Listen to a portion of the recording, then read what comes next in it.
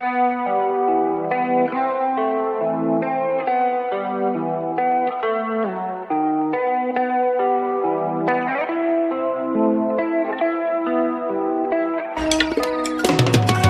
arts, karate, I bust you down like Itachi, cause you legitimately Hachi. Straight kamikaze, I'm talking dead bodies as I go straight brawly. Y'all niggas can hardly be me, I'm not part of the sea. I'm part in the sea like Moses. No psychosis, the hocus pocus. I put in poems to stay focused. Ignore all the BS on my timeline, I throw a lifeline for those thinking I ain't about mine. Hit you upside your head with a tie iron. Can't be your time if it's my time. The set to be patient, I'm patiently waiting. It's driving me crazy, cause lately the odds that I'm facing is basic and basically tragically hating. Anticipating my fall, they want it all for themselves. So I made the call, no need to stall. I go and get them all off of the shelf. I take affirmative action, I'm blasting and laughing of how you reacting to my satisfaction of cashing injections and Benjis and Wilsons. The life that you always imagined. Brother from the goal, yeah.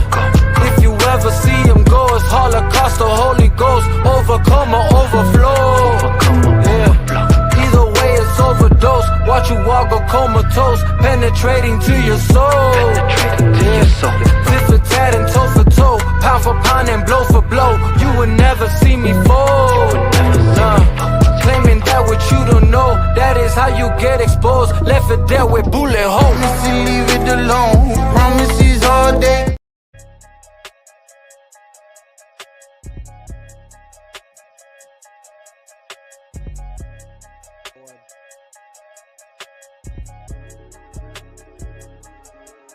We going up, shit going down. We lighting them up, you best hit the ground. Shooting them up, one after round. When the blood in the air, you better not dare to come around town. Father, please forgive me, have mercy on my soul. Fools keep trying to test me and I will never fold. It's the way that Wendy raised me, the city of the gold. Load them up and let them go, load them up and let them go, load them up and let them fly. Woo! Fire, dog. Fire, dog. Don't play with me, son. Hey, you already know what it is. It's Omega. Here we are at the Chop Shop. There's a lot to discuss. I mean, a lot to discuss. Many topics to chop it up about, but I can't do it by myself. So I brought the homie CeeLos with me in the building. What is up? What is up? Hold the presses. What was that, bro? I need more of that, bro. I need more of that. Hey, it's coming down the pipeline. Fire. Coming down the pipeline, dog. Oh man.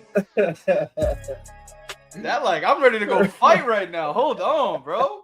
Jeez. You know what I'm saying? Sometimes every now and then, you know what I'm saying? That you know what I'm saying? Gotta get grizzy on some things, you know what I'm saying? Heck yeah, man. Oh, dog, what's going on though, bro? How you been? Been good, man. Been putting my head down, working, bro. A lot of stuff been going on, man. Trying to line up a lot of things, but we here, man. We here. This is long overdue, bro. Long overdue. We're here, brother. Right. We here, bro. We finally here. We made it. Yeah, obviously, yeah. We've been trying to get it in, trying to get this going for weeks now, but we finally got it in. Yeah. Yo, shout out to Pinzon in the chat, bro. Appreciate you sliding through, dog. You say you chop and screw that last bar with something. Yeah, hey, you onto something there. You onto something for sure, dog. Man, bro, obviously when I first reached out to you, we were gonna discuss something completely different from what we're about to talk. You know what I'm saying? Because so much has happened since. Yeah, we're still gonna talk about that for sure. We're still gonna talk about it. Okay. It can't go undiscussed, right? Yeah. So I guess that's where we can start there.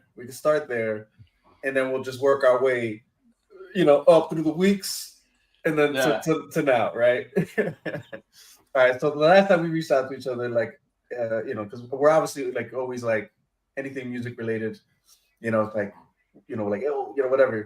what's this, or somebody dropped this, whatever, but the last thing you sent me, and I'm like, what the hell was that whole, oh, wow. His name is eluding me right now. Tory Lanez. Right? Yeah. Getting stabbed up, getting shanked. That was crazy, man. Bro, that was crazy, dog.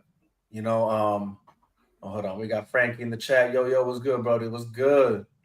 You already know what it is, bro. We here chopping it up. It's the chop shop. Nothing is off the table as it's in the title. But right now we're about to talk about Tory Lanez getting shanked up. Yeah, Now man, that's nuts. that's nuts, bro. Did you see where he he got stabbed 16 times, right? Was it? Yeah, it was 16 times, and he was in critical condition, and I believe he was in a coma. I haven't really seen anything from that last thing I sent you. I think he's okay now. I'm sure he's all right now. But yeah, man, it was pretty scary for Tory there for a minute. For sure. Apparently, from what I read, it was something that kind of just broke out. I mean, what's crazy is he looked like he was pretty cool with everybody in there. Right. And, you know how it is in jail, man. Things happen, and I guess he said the wrong thing, the wrong person, and yeah, he just got stabbed up, bro. Oh yeah, no, for sure. I mean, it was funny too because a lot of people were trying to make it about Meg Thee Stallion. So, Yeah, that's ridiculous. That is ridiculous. People be making it seem like she's some sort of fucking Reina del Sur or some shit. For real, for real. I mean, the way she moving though, yo, crazy. Yeah, they were man, making it seem like she's some sort of boss type. You know what I'm saying? Like calling shots. I'm like, nah, it ain't all that. It ain't that crazy. It is. I would say this: is it too crazy to think maybe, considering how things followed after that? I mean, and this is just pure speculation. I wouldn't know. And you, I mean, I was following it a bit. Yeah. But the last thing I heard was that he was good. You know what I'm saying? That he's alive. You know what I'm saying? He was already out the coma. But I haven't seen any statements. And and if it's out there, please let me know, guys, because I honestly haven't seen it.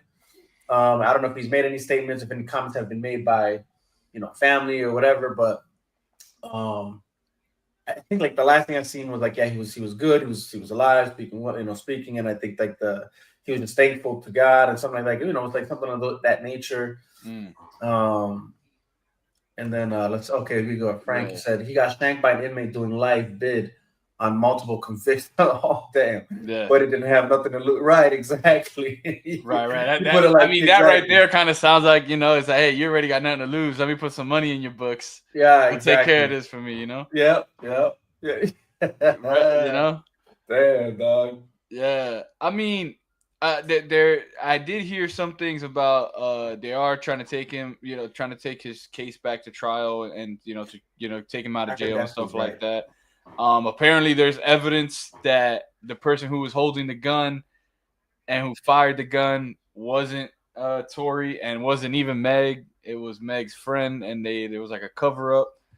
And I did hear some stuff like that. So, yeah, man, it's crazy, man. Meg's friend, and that is crazy for sure. Oh damn, my bad. I got this really going. No, that is nuts, bro. Because I mean, so I wonder how that works. It's I mean, yeah, obviously you got shanked up and all that, whatever. I wonder how that pertains to the case. How they're gonna push that. You know what I'm saying? I think it'll be for being falsely accused, you're putting his life in danger type of thing. Right. And I think that's the easiest way to route it. I mean, mind you, nothing in that state is ever easy, but right, it's kind of like a laid out thing right there. Right. But we never really know, man. You never really know when it comes to stuff like that.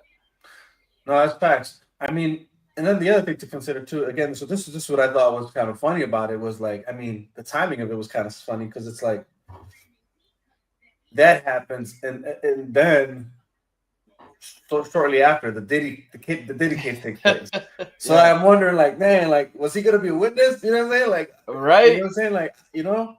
That was actually what I thought. It wasn't about this whole Megan Thee Stallion thing. It was more is he a witness to this case? You know what I'm saying? And possibly that's interesting though, bro. That's interesting. I didn't even think about that. You know what I'm saying? He clearly has nothing. I don't know if he has nothing to lose, but he has something to gain by cooperating with that trial. You know what I'm saying? On that case. You know what I'm saying? So, yeah. For the most part, I think if he seems the type that would speak up if he had to. You know what I'm saying? Yeah, facts. You know what I mean? So, And I wouldn't be mad at him for it. You know what I'm saying? Like, Right. I'm not this guy who's all like, especially pertaining to this in particular scenario. I'm not the guy who's like, there's no snitch code here. Like, nah, fuck that. You know what I'm saying? Like, this is nothing to do with the streets. This is isn't sickness. That. You know what I'm saying? This like, is sickness. You this, gotta he said this is the sickness. Yeah, that's just crazy, bro. That's crazy. Sickness, but no. So okay. On that note, let's just get it, because that's really once that came out, that's really been the yeah. You know what I mean? It's kind of like took the limelight out of everything for sure. I mean, Kevin Hart right now, he's hosting the BET Awards. He said it best, man. No more after parties. he said the reason why he chose to do BET on a Monday was to make sure that everybody has to be at work the next day and there will be no after parties. So there you go, bro. Oh, dude, Kevin Hart, crazy. Yeah, crazy, bro. But you gotta love him for it. That's what's up, man. Yeah, no, that's right. The BET Awards are going on right now. We're gonna try and keep up with that while we go live. You know what I'm saying? So in case anything crazy else pops up that we need to discuss, we'll be ready for it. But that for sure is like one of those things where it's like it's like you can't this isn't street shit. You know what I'm saying? This isn't I mean, like, so it is and it isn't, right? So it isn't, or I mean to say it isn't, but it kind of is, right? And by that I mean this is what I mean, bro. Like, because it's obviously everybody has something to say about it. You know what I'm saying? Like, and rightfully so, right? It's out there. It's you know what I mean. So, but there's a few things that I feel people are overlooking, right? Like some people are shocked, like making it seem like, or not even shocked, but like it's either they're shocked, like they didn't think it was that crazy, or it was like, or it's like they think they equate it to the Hollywood thing. You know what I'm saying? Like that's Hollywood behavior, right? And it's kind of like, but the music industry isn't Hollywood. You know what I mean? Like it is and it isn't. You know what I mean? Yeah. Like it has maybe like 3 toes in, you know what I'm saying? Not a whole foot, maybe half a foot in it. But the music industry is its own thing, you know what I mean? Like it really is its own beast. Yeah. Now celebrities obviously, intermingle, whatever, all that, cool, sure. But there's something about this that I feel like I have yet to see anybody being honest about this, right? And what I mean by that is that one, what we for sure learned out of this so far is that Diddy's a freak.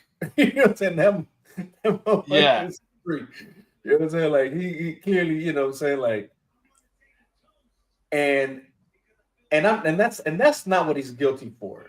You know what I'm saying? What he's actually guilty for is everything else, right? So, you can't fault the man for being a freak. You know what I'm saying? What you can fault him in is how he went about being a freak. Being a freak, or attaining the satisfaction of being able to fulfill his freak offs, right? That's nuts. You know what I'm saying? So, but with that being said, right? I just feel like this has to be said. This isn't Hollywood behavior, like, or right.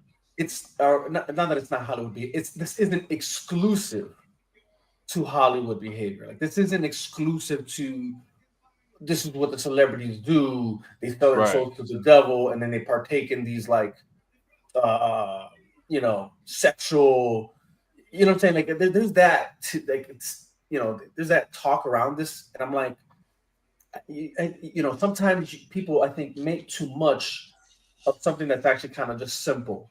And it's as simple as this. One, and look, I can't push on you my life experiences, right? So I don't know your life experiences, Carlos, but for me, someone who like, you know what I'm saying, like, I've been around the hood, I've been in the hood, I've been around the hood niggas, you know what I'm saying? We you know what I'm saying?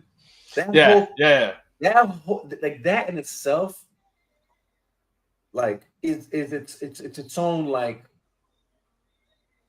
there is perversion even in that environment is what I'm trying to get at, right? You know, like it's so stuff like that doesn't just like it's not it doesn't have to be Hollywood. It could just be simple as like, well, if P Diddy came from the hood, you know what I'm saying? He's around these type of, you know what I'm saying? Like that behavior exists there, like you know, on a group level. Yeah.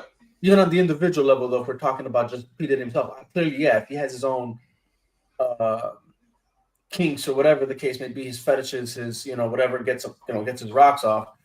You know what I, I'm saying? I got a question for you. Would you put what Diddy has done lately, like, well, what he's accused of and all this stuff, and he's in jail for?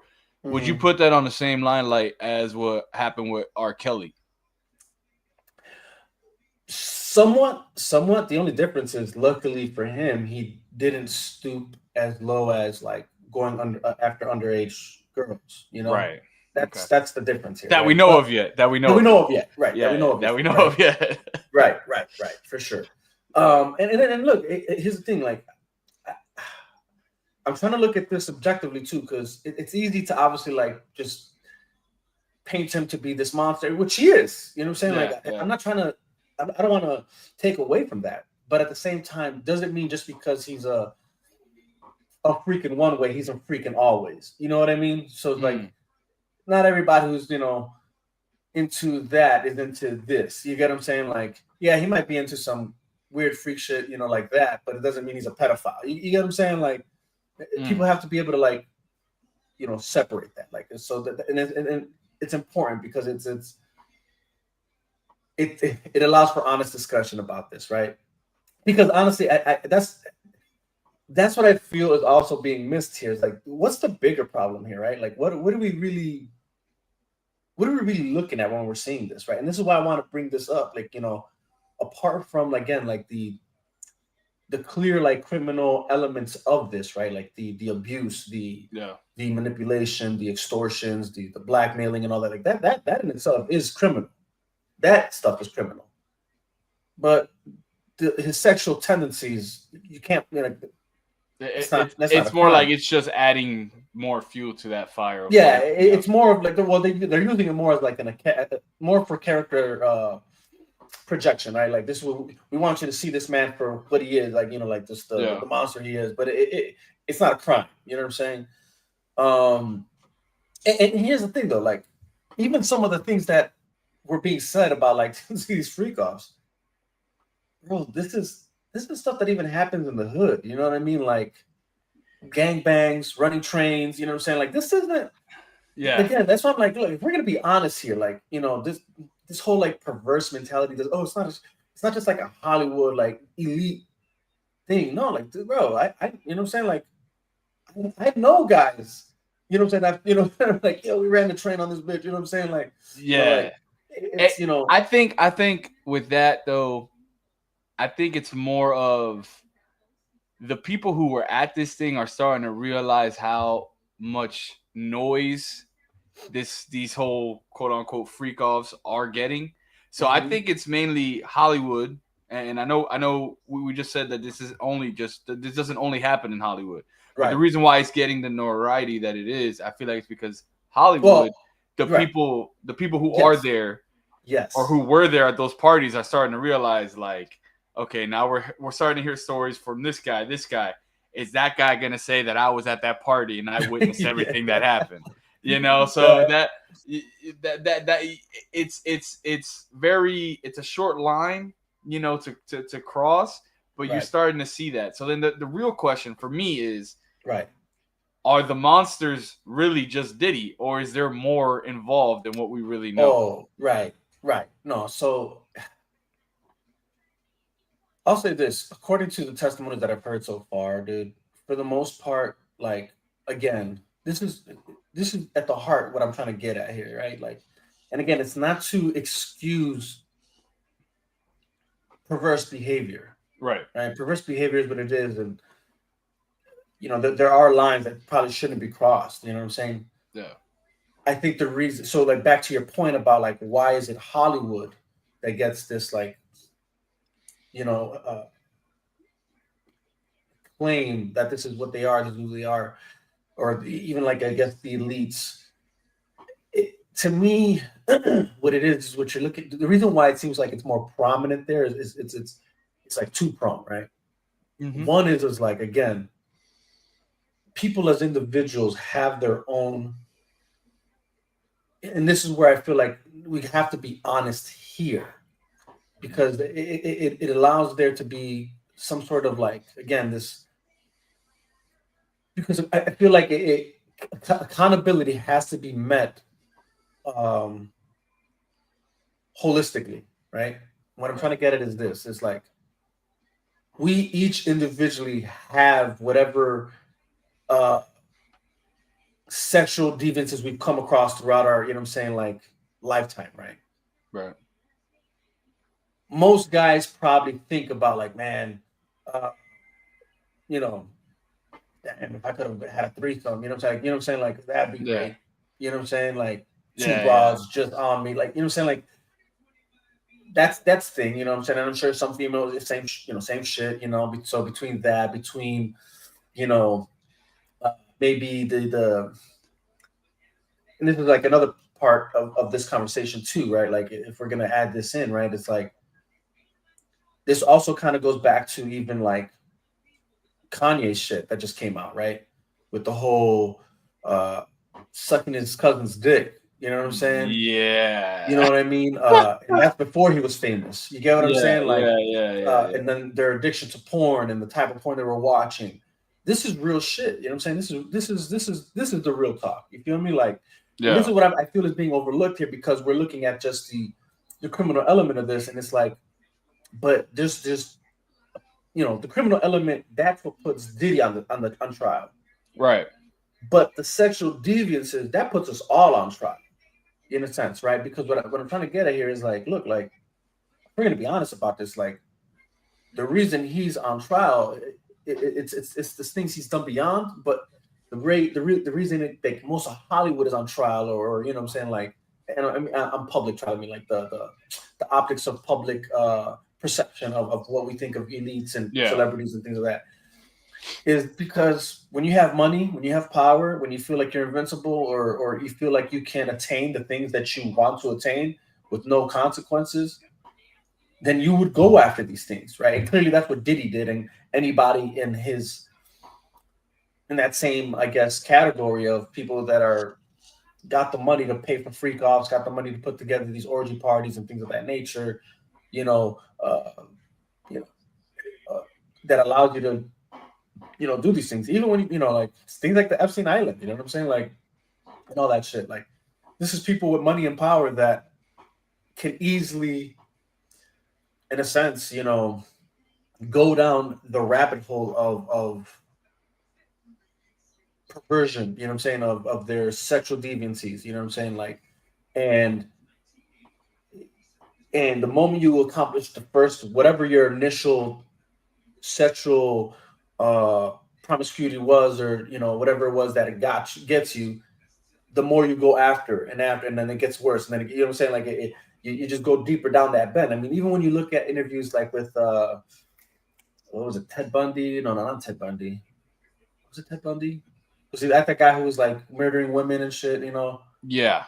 Yeah. Yeah. That And they did the Netflix bio thing on him, right. the docu So series or whatever. right, there's a docuseries Yeah. on Netflix, right? But even Yeah. before that, I remember that there was like interviews that came out, right? And he was sharing how it all started for him, and it was like, I think as a kid, he was walking down the street and he saw like some pornographic magazines in the trash, And and he and I looked at think it, Go I ahead. think to your point there too. I feel like also it has to also do with the, I don't want to say the generation, but the mindset Mm, of how the media, how accessible it is nowadays. You can literally yes, walk around and just have, whether it's yes, porn, whether it's a magazine, whatever it is, you have yes, so much ways of consuming this. And now a yes, lot of these PG-13 shows, yeah, whether it's All American, and these are, All American. I love that show. It's a great show. I'm not right, talking right. down to any This of these isn't a shows. knock on them, right? Yeah, yeah, but they're just taking it to that adult level where you have certain, you know, teens or young adults who are in those situations, you know, in these shows that are showing the younger kids. And it's just it's kind of crazy because I remember when I was younger, even on Disney Channel, you couldn't even get certain things like that on TV. And it's like now it's just in your face everywhere you go, Right. you know, whether Right. it's in cartoons or whatnot. And, you know, so yeah, to me, it's nuts how accessible it is to everyone nowadays, and even to the kids. Honestly, Yeah, no, 100%. And that's what I'm trying to. That's why I feel like this is the more important part of this discussion, right? Because it's a disservice to men and women who have yeah, suffered these kind of, and I say suffer because it's like you just pointed out, this shit's kind of just thrown on you now. yeah, You have like kind of like, you know what I'm saying? Like you have to really like uh cut yourself off from anything and everything in this world just to maintain some sense of purity when it yeah. comes to this very thing. Because yeah, it's everything on that level is so easily accessible to the point like even like you said, the TV shows and movies that used to like censor these things or you wouldn't see like now it all shows these kinds of behaviors, you know what I mean? Or And even yeah, if it was back then to where like maybe it was yeah, it was censored, but like they'll still like say they'll reference something about it, but now it's blatantly like showing to you, yeah, and everything. Yeah. it's nuts. And you know, man, it's how can I phrase this? It's crazy because like it's almost like they're feeding into people's loneliness, I guess, if I'm gonna put this in this perspective, because Yeah, like their vulnerabilities. their vulnerabilities, yeah. But if you think about it, like I was saying, with the accessibility, with it being on your phones, Hmm. as people, because you start, I coach a lot, and you know, I deal with a lot of different types of people every day, so you start to see the mindset with some of these young men that are like, man, I don't need a relationship. I got everything Hmm. I need right here on my phone, you know, Yeah. or I need, or Yep. I have, you know, I don't need this, I don't need that.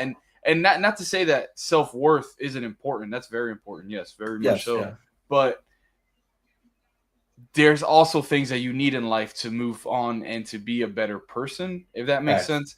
Yeah. That like with this being thrown at you, it's almost a way for me.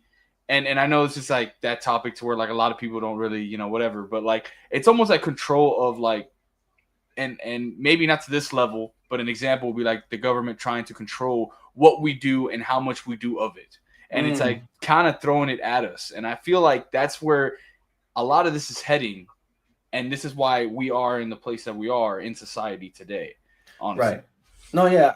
I think you're onto something there. I've for a while now. I feel like a part of it does seem like it's kind of intentional. You know. Yeah. And not even so like even from that to uh even like how easily accessible drugs are. You know what I'm saying? And then the fact like even now that for the most part, marijuana is like legal in all states for the most part. Uh, Even if it's like on a medical level, like something like that. I just feel like it's like it easily numbs us. It's numbing. You know what I'm saying? It numbs us to the actual thing that we should be paying attention to. You know what I'm saying? Because well, if I'm more concerned with getting high, then I don't care so much about I don't care so much about how do you say what's happening socially, culturally, politically, you know, on a societal level, or if like let's say if I'm more interested in getting my rocks Yeah. off, you know what I'm saying? Then again, it's all these things. And look, give me a second. Yeah, all these things are like they're just distractions for the most part, especially like going to the whole like pornography thing. You know what I mean? Because it takes away from you as a man and even women. I'm not going to pretend like women don't uh, Yeah. struggle with this either. But I just know if in my circles, it's always been more men. And look, I'll be honest, I was in that rabbit hole too, dude. You know what I'm saying? Like, no shame here. Like, it's these are things that we have to face. Yeah. The reality is you know, the the amount of temptation men face is insane. You know what I'm saying? Like, because if you think about it, like even like how they promote things. You know what I'm saying? Like, Yeah. uh, uh, the let's just say like video games. The girls in the video games, right? They're curvaceous. You GTA know, 5, man. you That's know why what I it's been mean? taking so long. Like that was one of the guys like meaning behind why it took so long. They wanted to get every ripple, every movement of the women, the men. Like they wanted to make sure it looked so realistic. And it's just like, hey, that's great for like technology wise in the game, but like Hmm. when you go into that type of detail, then you kind of feed it into this whole like Yeah, yeah, yeah. I nah. mean, and here's the thing. Like, even on a so I'm not. And the crazy part, video games for the most part even allow you to escape the reality of real world, Yeah. and you go down this superficial world that you live in, on and not that it answers, but it fulfills everything that you actually desire in real life, right? Yeah. So it's not just so you're just pointing out like the like let's say like it's a guy, right? It's like, ooh, look at this woman, whatever, da, da, da. But then even here's the reality, like, and I'm sure you can agree here, like because I know I do. But Yeah. even when I create my own character, does it look exactly like me? Oh, Hell yeah, no. 100%. He's Yeah. he's gonna be he's like this cognizant dude. I'm out there, you know what I'm saying? Like it's just Bro, yeah. I'm definitely not flexing like that out there, but you know what I'm saying, Nick. I mean, I work out, but I'm definitely not the guy that I'm, the character that I'm in this game where that's Right, got right, right, the right. six pack, shoulder, shoulder. You know what I'm saying? No, it's facts. It's facts. So it's like it fulfills certain things that you yourself haven't fulfilled in real life. You know what I mean? Like, Mm-hmm. and then when you accomplish even like missions and you're making money in this game. You know what I'm saying? You got all these cars in this game. You know what I'm saying? Like, it makes you feel good about yourself, even though it's all fake. You know what I mean? It's Yeah. none of it's Well, real. a good example of that is if you ever seen the movie Ready Player One. It's You know what? I've been meaning to see that one. Yeah, so like with that, it's like everyone in the real world, they work their, whatever it's 9 to 5 job, but their main goal is to make money, to be in this escape virtual reality place where they can literally be. There's people dressed as Superman, people dressed as the Iron Giant, Mm. like they can be whatever they want in this virtual reality. And I feel like where we are in this metaverse thing that we have created now, it's where we're leading to. Like everyone is Mm. really busting their ass, whether it's to make money to buy video games, whether it's make money to buy, stuff for VR, vice versa. Right. Like it's crazy how like little by little we've been seeing this for years now in movies, and it's becoming our reality. So it's crazy. Yeah, dude. Honestly, that's another thing that's crazy, right? Like how these movies project the future. You know what I'm saying? Like they project where we're going. Dude, I was just watching Terminator last night, right? Yeah. One and two, right? And the first one, right? And we're watching the first one, and that came out in 1988, bro. Right now, obviously, in that time, they had no idea that we were gonna have the technology we do now, right? Like, in the Yeah. way we have it now, right? But the fact that somehow, some way, they dictated that artificial intelligence and robotics was going to be at like a very peak moment. And like, I kid you not, if you go watch Terminator 1 right now, Yeah. the the the years in which the Skynet and whatever the invention of the artificial Yeah. intelligence and the robot, whatever other, he says from the year 2021 Hmm. to 2027, Mm. and then all hell breaks loose.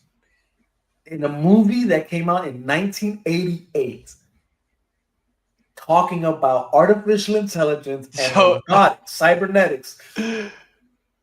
Like, dude, Yeah, like insane. that scares me because we're about to get into 2026. So what the hell does 2026 have in store for us? You know, that's crazy. You know what I'm saying? And like, dude, the things that AI can do right now Yeah, is insane. You know what I yeah. mean? So like, it's and that's actually another dude, like even that, dude, like, I don't know how if you keep up with like, uh, like cases that are like brought to uh like Capitol Hill and things of that nature, things that are discussed there.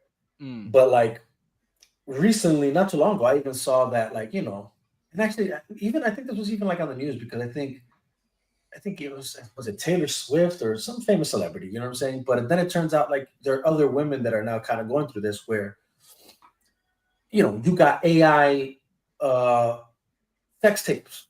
You know what I mean? Like Yes, yeah. artificially, intelligent, created pornography with the celebrity of your choosing, with the That's with nuts. with the woman of your choosing. You know what I'm saying? And that goes back to the easily accessible factor here, right? Like, Yeah, and again, I say this, I'm not even trying to knock anybody who's even like fallen into it because I get it. You know what I'm saying? Like, yeah. I get it. It's like, why not? You know what I'm saying? Like, I'm not hurting anybody. You know what I'm saying? Like, I can see why it's easily, why one would fall into it. Like you're not hurting nobody but yourself. You're thinking. You know what I'm Yeah, saying? yeah, Like, yeah. I'm the only one who's by myself here. You know It, what I'm it's saying? it's crazy too to that point real quick Yeah. how disconnected everyone really feels to certain Mhm. to like the media and all this when really everything is a click away from being like it could ruin your life, ruin your career. Mhm. So for instance, me and my sister, we watched a show called Love Island. Mm. One of the contestants, the girl, they do this full on background check. They Right. do all this, due diligence, and within the first episode, in the second episode, they actually woke her up in the middle of the night and told her she needs to pack her stuff and leave because they found a certain video about her saying certain slurs that she's not allowed to say, and it was going viral when they announced that she was going to be on the show, and she hasn't been heard of since. All you saw in the next episode was she left the villa and they continued the whole thing. So it's crazy how one thing can Right. literally change your whole life Oh, in everything. 100%. There, uh, there's even that recent case with that. I think this guy. Oh man, it's crazy because I wanted to talk about this or like not talk about it per se, but because it was relevant to this. But it was this whole thing where I think he's on trial for killing. I think these three female friends. I think that were like sorority sisters or something like that. Mm. And in the midst of this trial, this guy did like technically a good job of killing, right? Like without getting like I think like there was only one trace of something they found. Everything Holy everything shit. else seems spotless, right? And they're trying to nail this guy, right? Like, and then somehow, somewhere, it got leaked, like other information that really should be private, right? Which again, it's like it's one of those things where it's like, can this be justified for the greater good? Yeah. But at the same time, like, damn, like, consider the facts on all this is what it is. They were able to look at this man's like, internet history, things he searched up, uh, the purchases he made. So all that kind of seems squared off. But then even to the point where like it was showing like the type of porn he was into, what he was What the? searching. Yeah, you know what I'm saying. So it's like your information's out there. This is Yeah. this is this is just like this is what it is. Like you know, so in a sense, like don't think that like you're safe behind All those private browsers, all you that. know what I mean? All, Like, that's you know what not I'm saying? Like it's very possible that it's yeah. very possible if you're using your phone to beat one off right quick that the government's watching you, or had the clip of you beating off. You know Jesus like, Christ. you know, so Oh it my ain't safe. goodness. It ain't safe. It ain't safe. It ain't safe. It ain't Not safe at for the all. black or no white girl. Jesus. I mean, I feel like this stream's about to make everybody go back to magazines, bro. Like right. crazy, bro. I mean, so it's I would say we're living in crazy times, man. Like it's and again, I feel like the reason I'm bringing this all up here, like, and why I'm even open for us to have this discussion is because I feel like this is the underlying issue, right? When you're looking at going back to like when you're looking at the Diddy case, when you're looking at even like Kanye West just came out and said like saying like what are we really looking at there, right? Yeah. You know what I'm saying? Like, what's the bigger picture? Apart from the obvious. You know what I mean? And I feel like again, it's the fact that we are vulnerable, especially now more than ever, to this perversion of things, like and the things that we fall prey to. And I say that sincerely because I again, even speaking from my own experiences, like it's easy to fall into these things because you don't know when you're gonna see something that can trigger something for you. You know what I mean? You don't know when or even just like even on the more like dark level, like what I'm saying, in the sense of like actual trauma. Yeah. You don't know what sexual traumas anybody's been through. You know what I'm saying? And especially men, because we don't talk about it often. You know what I mean? For the most part, it's because it's hard to think of like a man or a boy as being taken advantage of. You know what I mean? So it's more around women and girls and rightfully so. You know what I'm saying? Like again, it's like I get that. I'm not so stuck to dismiss them, but we don't really talk about even like male sexual trauma.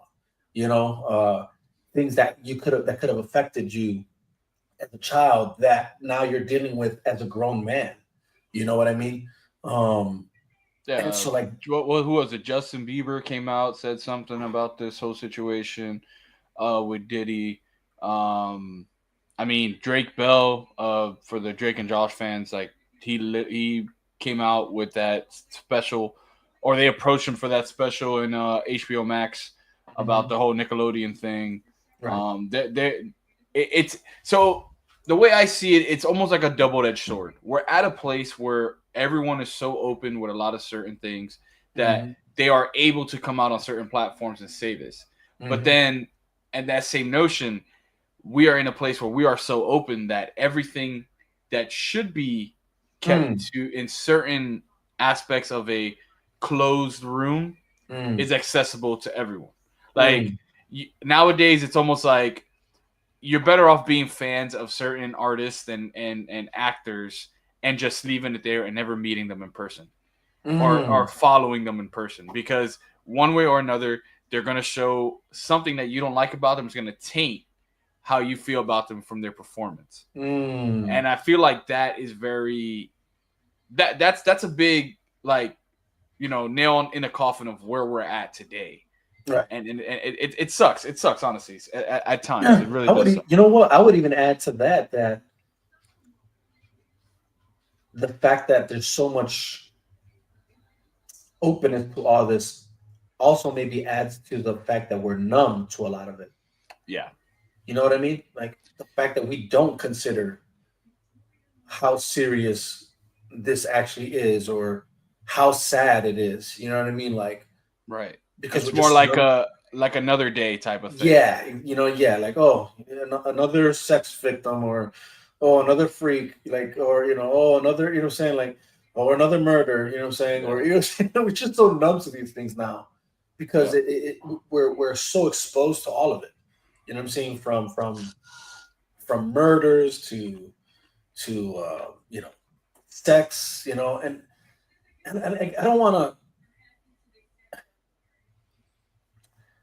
I don't want to say that conversations can't be had about these things. Yeah. You know, because hey, like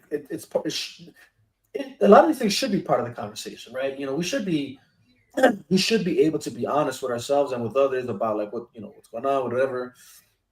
So that's that's not the issue. It's just I think it's more so the again it goes back to what are we seeing in media? What are we consuming? What are we and then yeah, how celebrities kind of do talk about these things so willy nilly, like you know, uh, trying to make it or and have like right like they've succeeded in making a lot of these talks cool or it's cool. It's nothing. It's yeah we all jag off. So what? You know what I'm saying? Like or what I'm saying we all watch porn. So what? You know? And it's like and I mean, for those who do think that, I mean, it is what it is. Everybody live your own life, yeah. You want to do that. But the way I see it too, to add to what you're saying as well, Mm-hmm.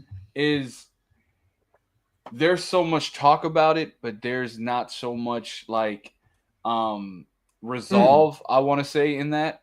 Because like for me, I'm the type of person like we could sit here and we could talk about these type of situations all day long, Right. but what are we doing to change that? And I Yeah. feel like there's not enough things in this world, and which is crazy with all the technology that we do have in our hands. There's so many different things that we could do to stop this. And I know this is a very small aspect of the world that goes through things like this. There is people out there who's never even touched themselves, who've never even done all this other stuff. Like we get that. Like, but right. the thing is, what's thrown in our face, what's in the news, what's everywhere, is that most people do this. Yeah. And it's crazy. It's crazy because it's like we're so quick to be like, oh, this person's doing this, oh, this person's doing that, da da da da. But then when it comes to the part of, okay, what can we do to help that person? What can we do to change? Or I don't like using the word change because I feel like everyone should be who they are. But how can they better themselves? I think that's a better way. I think you're onto something there. It's not, I think, look, I think we all been guilt tripped into thinking that certain words shouldn't be said. Right. It's triggering. You know what I'm saying? And this is it actually goes to what I think is the underlying problem to what you're trying to point out here, and it's that the problem is like the reason why we can't come up with solutions is because we're not being fully honest about these discussions. There's no full the transparency isn't fully there because we're not really being honest in the sense of like what I mean by that is this, right? Because this actually this can pertain to many things, right? So it's like most potheads will dismiss the negative effects of pot because either one, they feel that they're not part of the statistic of things that can go wrong, or two, they just can care less, right? Like of, what I'm saying? Because it's like, well, I'm enjoying myself, what I'm saying, whatever, blah, blah, blah. And that's true of like everything, right? So that's also true of like, alcohol consumption. It's also true about, again, the whole porn consumption, what do like things of that nature, beating off, we're not fully honest about the negative side effects of these things, right? Like, so when we are talking about like, and I say we, because I don't want to make it. I'm not trying to put myself above anybody, right? Right. So I'm using the blanket statement as we, right, as a society and as a culture, whatever. But we only discuss what we like about it, right? Like, yeah, lose, oof, man, I feel better, whatever, Okay, what else? What else? Though? Is that it? Like, are you really feel good about yourself, or are you lonely? It's the temporary. My buddy said this the other day. It's a temporary, not temporary release, but a temporary hold on what the true problem is. Right. So it's like another form of defense of pushing it down more, releasing that at that certain moment, and then going back to what you're doing, whatever. But then when you get to that vulnerable state, you sit there, you start thinking about it, you're like, damn, you know what? I know how to clear this. Now it's like a trained mechanism, and it's something that we've been taught. Unfortunately, it's a trained mechanism to just be like, you know what? I could deal with that later. Let's pump one out and let's keep rolling. Yeah. Yeah, So yeah, you're kind of. We've been conditioned to suppress. You know what I'm saying, yeah, and then just keep moving. And that's so to me that's the underlying problem is we're not being fully honest about these discussions. And the side effects on both sides. Because again, yeah, I can't deny yeah, that it feels good, right? right. Like, yeah, of course it feels good, you know, and that could be from sexual deviancies to even uh drugs. Like Yeah, here's the thing, I love getting high, but I think luckily I haven't. I've been sober now 3 years. yeah. And but like I'm not gonna pretend like it was so horrible, I hated it. No, it's No, yeah. just it was good, it was great. It was because I mean, obviously me myself, I've partaked in that, and then it's like I feel like at the moment it was a different type of escapism and Hmm. release Hmm. that at that moment I needed. Right, I can see that, I can see that. And then now where we're at now is like we don't need it as much. It did feel good, but would it feel the same as it felt that time because we're not in that same mindset that we were Right, back then? yeah, that's 100% or that there's accuracy there for sure. I would also add, like, it to me, it was escapism. And again, this is what I mean. Like, there has to be full honesty here, right? What I Mm. mean by that is this: is like, I I I do not have any regret or Right, right. like what I'm saying, like that. I had a good time, but can I also be honest and say I had good times, but a lot of wasted time? Yes, That's it right there. you know what I mean. Because guess what? Since I was so busy getting high, I also wasn't taking care of business and things that I needed to take care of. Or instead of facing on the actual problem that had me depressed or stressed or just bothered, whatever, instead of just actually like facing it and Hmm. tackling it and addressing it and actually trying to find a solution to that, I thought to myself, I'd rather get high and feel good about myself and have a good time. And again, I'm not saying that to knock anybody. It Yeah, is what it is. Like you said, it worked for me in the time, but can I also be honest and say I probably could have had a lot of more shit figured out early on in life had I actually just manned the fuck up, you know what I'm saying, and no, faced my yeah, problems head on, you know what I'm saying, rather than going and chasing the high instead, you know what I mean, or even just like if I would have just put more priority and responsibility into my actual passions, like my music and things of this nature, instead of hanging out with the boys, going out clubbing, having a good time, you know what I'm saying? Like, could I have gotten more done, been more productive in life had I just stopped chasing the good times, like, you know what I'm saying? Like, so, like yeah, that's what yeah. I mean. Like, just can we, I that's what, think to that point too though, and you know, you talking to kind of like opening up my mind about it. It's like I feel like where we're at too, we're at a place to where a lot of people feel like time is endless, especially mm-hmm, with everything that with all these new body enhancements, with these new technology. We talk about technology, yeah, a yeah, lot of different things. People feel like we have all the time in the world, so why not enjoy what we have now and then move and then worry about the important stuff later? And right. then next thing you know, you're 30, 32, 40, and you're starting to realize like, yo, like what's Yeah, going on? Like time is flying by. Like, yeah, yeah. No, I need to figure things out. that's a big aspect to it for sure, for sure. Yeah, because Yeah. I can definitely recall. Yeah, I wasn't thinking long game. You know what I'm saying? I wasn't thinking long game when I was in my 20s. Right. I'm just living in the moment. I'm enjoying my time. Yeah, like I'd go to the studio, work on some music, do some, whatever. I'll do some shows here and there, and then it was all a good time. But at the same time, again, yeah, I wasn't thinking long term. What do I really need to do to make sure I'm in a good place? You know, for the long run. I'm not thinking about where at the moment, like, if I want to have a family, like what do I need to do to make sure like my family's good? And I'm not thinking on those terms for sure. We're not looking at how this is gonna affect us in the long run, you know.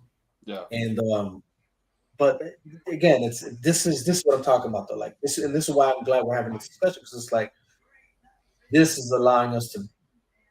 This is an honest discussion. You know what I'm saying? Like about how good it made us feel for sure. These moments, these things we were doing, like whether it was again smoking, getting high, hell, like I even throw hey for all my sugar boogers, my sugar boogers out there. You know what I'm saying? That too. You know what I'm saying? Like you know what I'm saying? Like a good time is a good time. I get it. You know what I'm saying? Like again, that it is what it is. You know what I'm saying? And um, you know, but at the same time, can you take a moment to just step back and look at the whole picture, and be honest with yourself and say, like, did you lose out on a lot too, though? You know what I'm saying? Did you probably lose on opportunity? Did you lose on time? Did you lose on finances?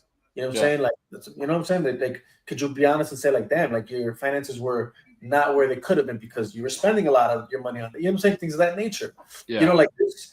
My whole point is there is negative side effects to these things that we like. You know what I'm saying? Even going back to the porn thing, you know what I'm saying? If all you're doing is, trying to find the next nut, you know what I'm saying? And you know what I'm saying? Like this, you know what I'm saying?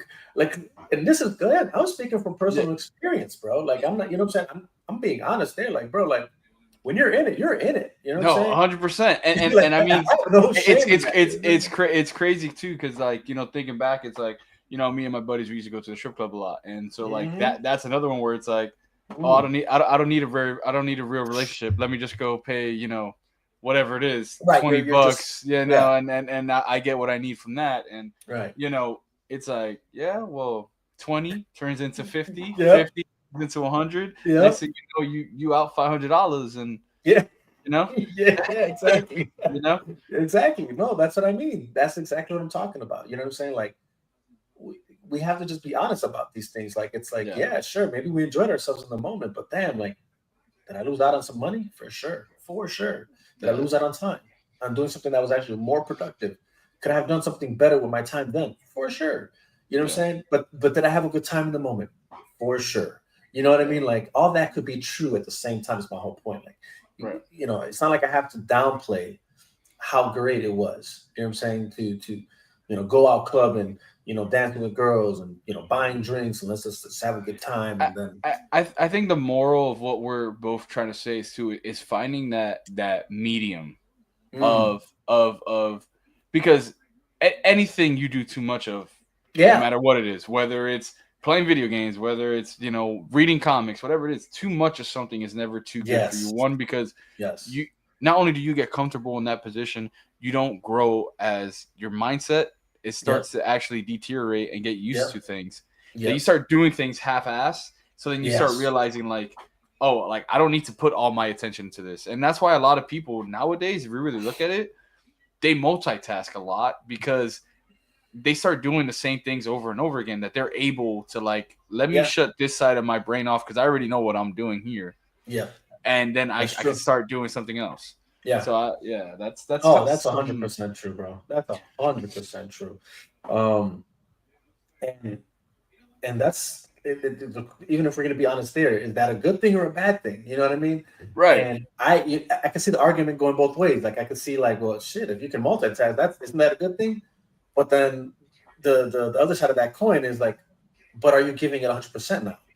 You know what I mean? Like, and that time you're spending multitasking, you could be focused on that one thing that's going to push you over to where you want to get to.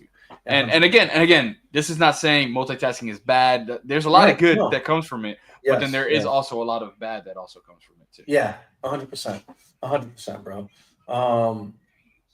And if we're honest about these things, I just feel we can find ourselves in a better place. I think mentally, emotionally, spiritually. You know what I'm saying? Like if we're just able to have these honest discussions about this, I was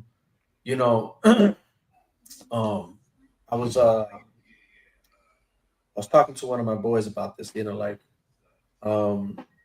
It's because you get to a point where, again, you just and I think that, you kind of alluded to this earlier. That's like maybe where we're at now. We're just I guess our what we find more important now is like it's in a different we're on a different level now. You know what I'm saying? Yeah. Um, but it does go to say though, but like man, could I have been on this level earlier? Could I have been, Yeah. you know what I mean? And could I have been in a different place now? More could I have been more successful in what I really am passionate about? You know, because you go back and you realize like man, like I gave too much time to all these other things that sure I had a good time in the moment. I don't regret it, but at the same time I kind of do. You know what I'm saying? Because it's like, but man, if I would have just like you said, put 100% into this one thing that could have really been that the what I'm still searching for, so to speak. Yeah. Could it have played out different? Um, I feel and like to that point though, I feel like it mhm, goes back to what you just recently said. It's like, so I feel like these conversations we have internally with ourselves, not because how you said that we regret them and and all that stuff. I think it's mainly what we do after these conversations we have with ourselves. yeah, I think it's the time to where it's like, okay, yeah, like we were getting high, we were doing these stuff, and we did lose time on these things. right, But now that we're realizing that, again, I to what you said, I don't regret that because I wouldn't be in the mindset I am now hmm and knowing what I want if I didn't exactly, go through that. yep, And then again, like some people may say, oh, why didn't you just know what you wanted from the beginning? I feel like everyone has their yeah, own roadmap, yes, and yes, going through certain things, no matter how long, how quick, yep, it's different. So it's like I feel like the biggest thing to take, and everybody who's listening right now, the biggest thing you can take from this is when you do have these conversations, whether it is a sign of regret, whether it is a sign of man, I could have done this differently. I think what's most important about it is what you do after and actually do it. Don't just sit here and right, and have these hour conversations with yourself or with your buddies and stuff like that, huddled up, talking about yep, old times. And then you're sitting there, you're like, man, we could have done this. And then you kind of just leave it there and go back to doing the same thing you were doing right. because that's the definition of insanity. You go Yeah, around in circles. expect a different result, but you're doing the same thing. Exactly, Yeah, exactly. So that's very. I feel like that's very important to be known out there. It's like yes, the what you do after. yeah. So You have to take action. You have to take yeah, action. I will say though, talking about it, that's where you start. yeah. But Oh, 100%. like you said, what you do after also matters. Yeah, And um, the reason again I bring this up is because like I just know a lot of people even haven't started talking about it. You know what I mean? A lot of people aren't talking about it. And I'll say this: a lot of people do just have these conversations with themselves because they're afraid of the perception that people will have about them because yes, because they're finally being honest about what's really happening in their lives. yep, you know, and that's why here I just wanted the invitation is there to like look, don't be afraid to discuss these things with right, anybody. But if you don't have anybody, you can have that discussion here with us. You know what I'm saying? Like it's yep, we're open for the discussion because it's important to be honest, especially in a time where there's just so much fake. You know what I'm saying? There's just so much yeah. fake out there. Like this fake perception. There's just And yeah, it goes back to what you said earlier as well. It's crazy. So like a lot of people, yeah, they are scared to take that next step. Not so much because they're afraid of what's to come of it. Of like how you're saying, maybe that best friend who calls himself your best friend or best girlfriend, whatever it is, they may see you differently because you're not in that same headspace anymore. You want to be right, something better. And they might right, look down on you for it, like, oh, why are you being weird? Why are you trying to change? It's like yep. you need to do what's best for you at the end of the day, and so Oh that yeah, for sure. I know you can attest to this, but I mean there's a lot of friends that I've lost or don't really talk to anymore just because Boy, I'm not in that same headspace anymore, yeah, and 100%. I don't regret it, honestly. I don't regret Yeah. it. No, yeah. Oh, me neither. No, for sure. I mean, in the end of the day, I gotta do what's good for me. I Yeah, gotta do what's good for my family, my friend, like my actual friends. You know what I'm saying? My loved ones. You know what I'm right. saying? Um, and then what I believe is good even for my community, you know what I'm saying, and so forth and so forth, you know. Um, yeah, you definitely lose a lot of friends, you know what I'm saying, when you make these, crucial changes in life. And I'll say that because, again, I know we there's two things perception. People are so afraid of percept how they're perceived, you know. So like we're afraid to. What I want. So this is why I say I do regret and I don't regret, right? Because like I Mhm. agree with you. One is like a part of me knows though that was my journey. I had to go through what I went through to be where I'm at today. Right.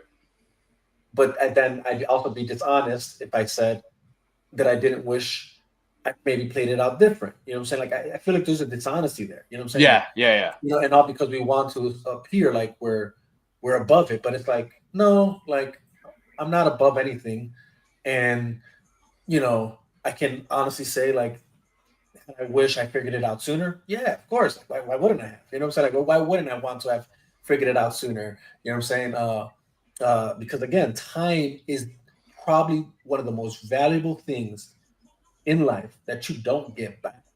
Right. You can recoup money. You know what I'm saying? You can lose money and recoup it. You know, you can't gain back time. Time only moves forward. It doesn't go back. You know what I'm saying? So yes, can I say like, damn, I wasted time? You know what I'm saying? Of course. And that's what I do regret. But not in the sense that I'm going to be just wallowing in that idea and Yeah. say, well, that was it. Nothing I can do now. Like, no, no. It's like, all right, well, sure, time is lost.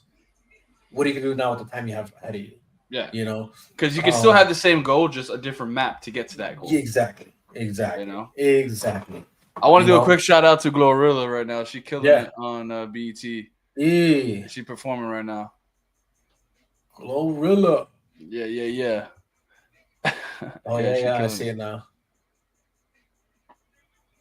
Damn.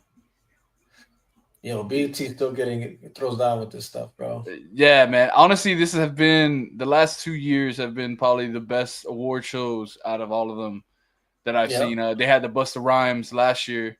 I think it was a 50th anniversary or something like that, or Mm, it was something that they had some anniversary. Oh, 50th anniversary of hip hop was last year. That's what it was. gotcha. Gotcha. And then they did like a big performance last year. So yeah, it was pretty dope. Hell yeah. Yeah, man. Dude, that's dope. That's dope, man. But yeah, so I mean, again, it's I I'm glad we had this discussion on that because it's like that I feel like that's the bigger picture to take away from. I'll put it like this, and actually I would even encourage people to take any issue and look at it from a holistic perspective because sometimes Right. we just see things for how they're presented, and it's like you have to understand that sometimes even the presentation that's offered to you is either convoluted or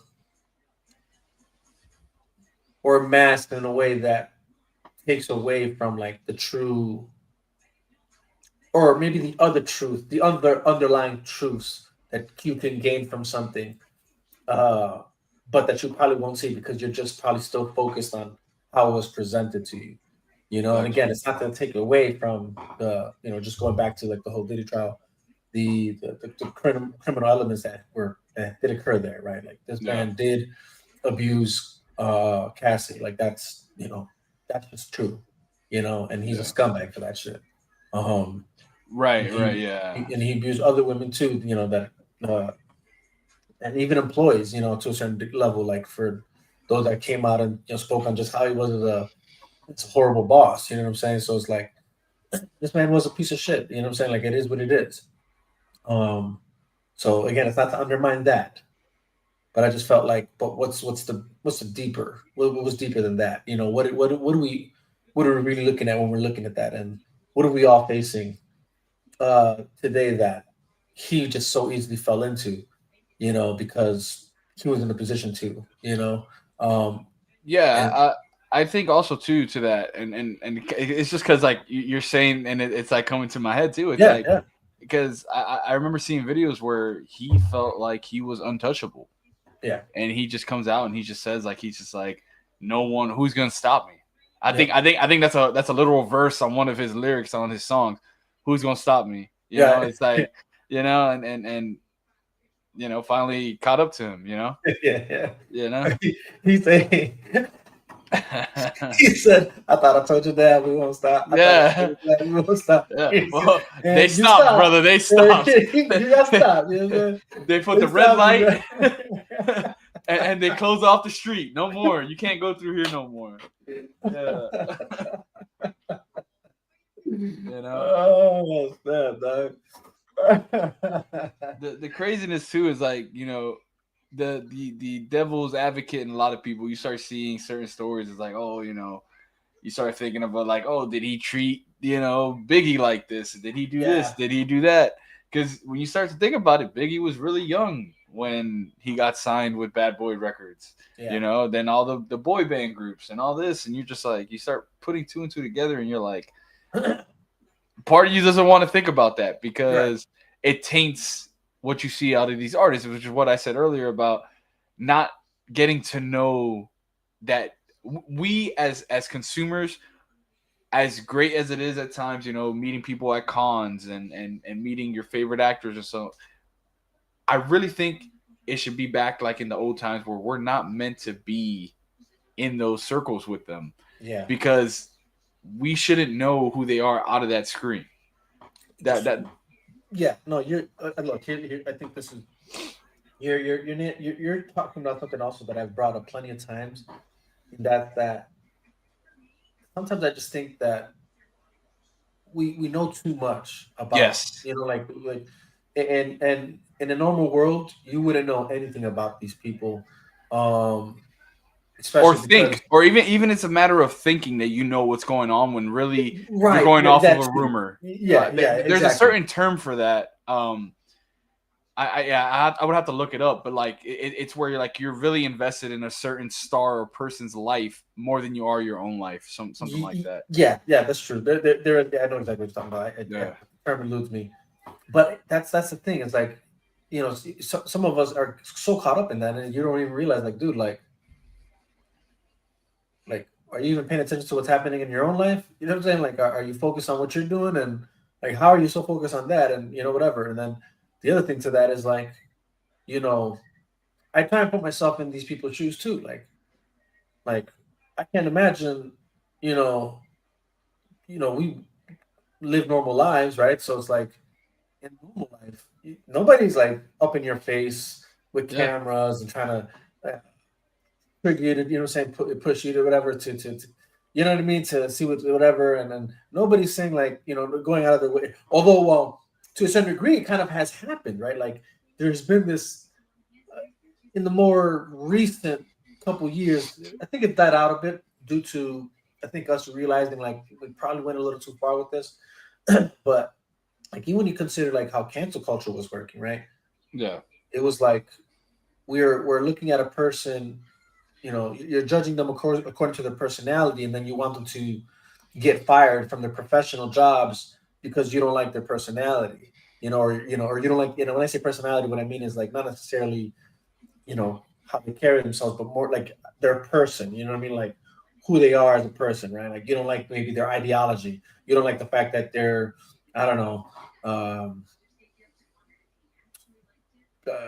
let's just say pro America or something, you know what I'm saying? Because I don't know, you're against America, whatever the case may be, Yeah. or you don't, you find something to dislike, right? But and then there's like the bigger, like, versions of that, and that's like, someone like, let's just say Amber Heard, you know what I'm saying, or